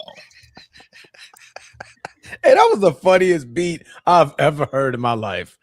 That man literally made a damn beat. BBL Drizzy. That was funny. Yeah. How y'all boys feeling this evening, man? Bruce, hey, what up? Good. And first of all, hey Bruce, hit that round of applause button for me real quick. Can you do that for me real quick, bro? Just What you real need quick. that for, man? Just hit it real quick. What you need that for, man? Man, just hit the round. Can you do that for the brother? What you need that for, man? Uh-huh. Come on, man. You gonna tell me what you need that for? I want to congratulate the St. Francis. I knew that's where I was going. No, you don't get no Baltimore, plug for Maryland, #1 high school team in the country, wins the national natty. #1 high school in the world, football. Top flight security of the world, Craig. Which is usually known for a basketball city, but football is coming along very well, and those kids are tough. Shout out to St. Francis Academy on Greenmount Avenue in East Baltimore. #1 in the country, in the world, high school football team. Streets and blocks, bro. When everybody was claiming the South produced the best players. Yeah, people like you. But truthfully, isn't Maryland the South? No, Maryland was neutral during the Civil War. It's not the South. No. Okay. And trust me, he knows his history. Second round of applause for this. Jeez. Sneed ate you alive. Who wants to play for the goddamn Knicks? The Knicks, let me tell you something. The Knicks, the Dallas Cowboys, and Notre Dame are in the same family. Whoa. Hold up, bro. Hold up. Stop the presses. Hold up. Hold on. Let me talk, man. I know I got that much time. The Knicks, the Dallas Cowboys, and Notre Dame in the same category. You know why? High-stake cities, high-stake programs, high-stake organizations ain't win a goddamn thing since before I was born. Damn near. They've been 30 and 40 for decades. They're not champions. Nobody want to play for New York. Hey, New York is a damn shit show. When have you ever been relevant? Okay, I will say this. New York, the big city of dreams. That's what they say. Used to be the big city of dreams because the South running shit now and everything. We all know that. As far as rapping and all that, you know, the South is what it is. Nobody wants to play for the New York Knicks. They damn shit show. The same guys still run the damn program up there. Oh, Bruce, do the screen share one time. This is what you'd be trading. An absolute joke in New York right now. The South is running things. So cut the New York talk. Now Giannis, because Giannis been becoming a damn diva once he got his damn coach fired when they was #1 in the East that year, Adrian Griffin. Mm-hmm. He started to be after he won that little championship, he kind of lost his hunger a bit. He got a little arrogant. His head got a little bit too big. He was a little bit more humble before he won that ring. And when he won it, after he won that ring, he got his coach fired when they was like, what was they like, 23 and 4? Bruce, he broke up the band, bro. So just out of curiosity, Bruce, you have a problem with Giannis getting his coach fired? Absolutely. Okay, cool. Because I got a problem with LeBron too, getting his coaches fired. That was some fucked up shit. That's allegedly. But we know for sure, allegedly, Bron. No, I ain't gonna lie. Bron did get David Black. He got him gone up out of there quick. And they were #1 in the East. Same thing with Adrian Griffin. When Milwaukee was #1 in the East, got him fired. So Giannis been on his diva shit for the past. When they won that ring? 22. For the past 3 years, 4 years, Giannis been on his diva shit. Now, the only team that really has the assets, to be honest, is the OKC. But why would you mess that up? And everything's going. The machine is running good down there. So, man, Giannis, man, he's on his diva shit. So, he talked when he faked the injury the other day. Who knows? Do players fake injuries? Has that ever been factual? Actual fact? But I mean, the load managing thing is a lot of that, isn't it? Yeah. Say what? The load managing is a lot of that kind of stuff, isn't it? Yeah. So the fit for Giannis, he gotta go like you said, Sneed, when you destroyed Bruce, is fit. New York is not a perfect fit for him because Jalen Brunson is ball dominant, and 2 ball dominant players cannot be successful in the same team. Has it ever happened in history? I can't recall, brother. I can't recall. Now, I would love to see him on a Golden State or something like that. Yeah, let's do the Golden State package. Send Steph out right. I would love to see him in a San Antonio package. But you can't mess the OKC thing up. That's going perfectly fine there. Understand. But New York, absolutely not. New York is not the big city of dreams no more. The South run things, and Pat Pools is whack. And Rick Ross is nicer than him. Good night, fellas. No, that's not talking about Pat now, man. Now, Pat now. Come on now. Rick Ross would destroy Pat Pools lyrically. Now, Pat Pools has he's a better spitter than Rick Ross as far as the pen, as far as penmanship and beat selection. Rick Ross will dust Papoose every time. It's not even Well, close. beat selection is not on the rapper. That's on the producer. No, the beat selection is on what you hear in your ear. Like, I like this beat. Feel like you was making the album trash. That's the producer. That's not the rapper. That's the producer. It's the Only producer. people you can give credit like that to is like Kanye because he's a rapper and producer. No, I understand what you're saying. But when a rapper, say like when Bruce is a big time rapper, him picking the right beats for his album is going to make his album sell. Yeah, that matters. Yeah. Okay, the producer makes the beat, but you got to have an ear like, okay, will this fit for my album? Yes, Okay. it will. So, you feel what I'm saying? So, Good Night Fellas and Rick Ross is better lyricist than Papoose and a better beat selection. Now, Papoose is a better spitter than him. Rick Ross can't mess with him spitting now. No. As far as penmanship and wordplay, no. Hey, man. By spitting, you mean freestyling. Man, I know y'all get sick of me sometime, and I give y'all a headache, and you know. You like the bad big brother. Man. Like, I truly do, man. Y'all boys have a great night, man. Thanks, Brucey. Wow, man. Absolutely. This dude brought Papoose into the discussion, bro. That's crazy. How? That is wild, man. I didn't see that in my bingo card, bro. Papoose, man. Papoose ain't better than Rick Ross. So what's the difference? Spitting and penmanship. Does he mean freestyling? He has to mean free because Rick Ross is not a freestyler. Rick Ross, yeah, that's not a thing. That's I'm curious Yo, now. Bruce, you gotta speak on it, Bruce. Come on, bro. Nope. The world is waiting you. Nope. Nah. All right, well, bump it. Back on the stage he goes. There we go. You know what he needs to do? He needs to snap and erase people who think Rick Ross is better than Papoose. Crazy, bro. Of course, that's crazy. Dude, that is crazy. Like Rick Ross's signature thing is There you go. Rick Ross's signature thing is just a grunt. Oh, Yeah, it's a grunt. oh, oh, Yeah. You sound like Blue, bro. oh. Papoose got more rhyme skills in one finger than Rick Ross got in his body. Yeah, man. Rick Ross ain't never really. Damn. Unfortunately, I agree with Bruce this time. I'm not. I mean, I'm not taking. Why would that He's be? made a lot of hits, bro. But like, you No, as wouldn't far as say- hits, he's blowing Papoose out the water. It's not Yeah, even he's close. made Yeah, hits. but we know hits are not reflective of lyrical skill. Correct. You Correct. know, Yeah. Right. Nobody's gonna argue how good of an artist he is. He's got that. Whatever. All right, let's go ahead and what is wrong with y'all, man? Bro, I got a screenshot of that Thanos.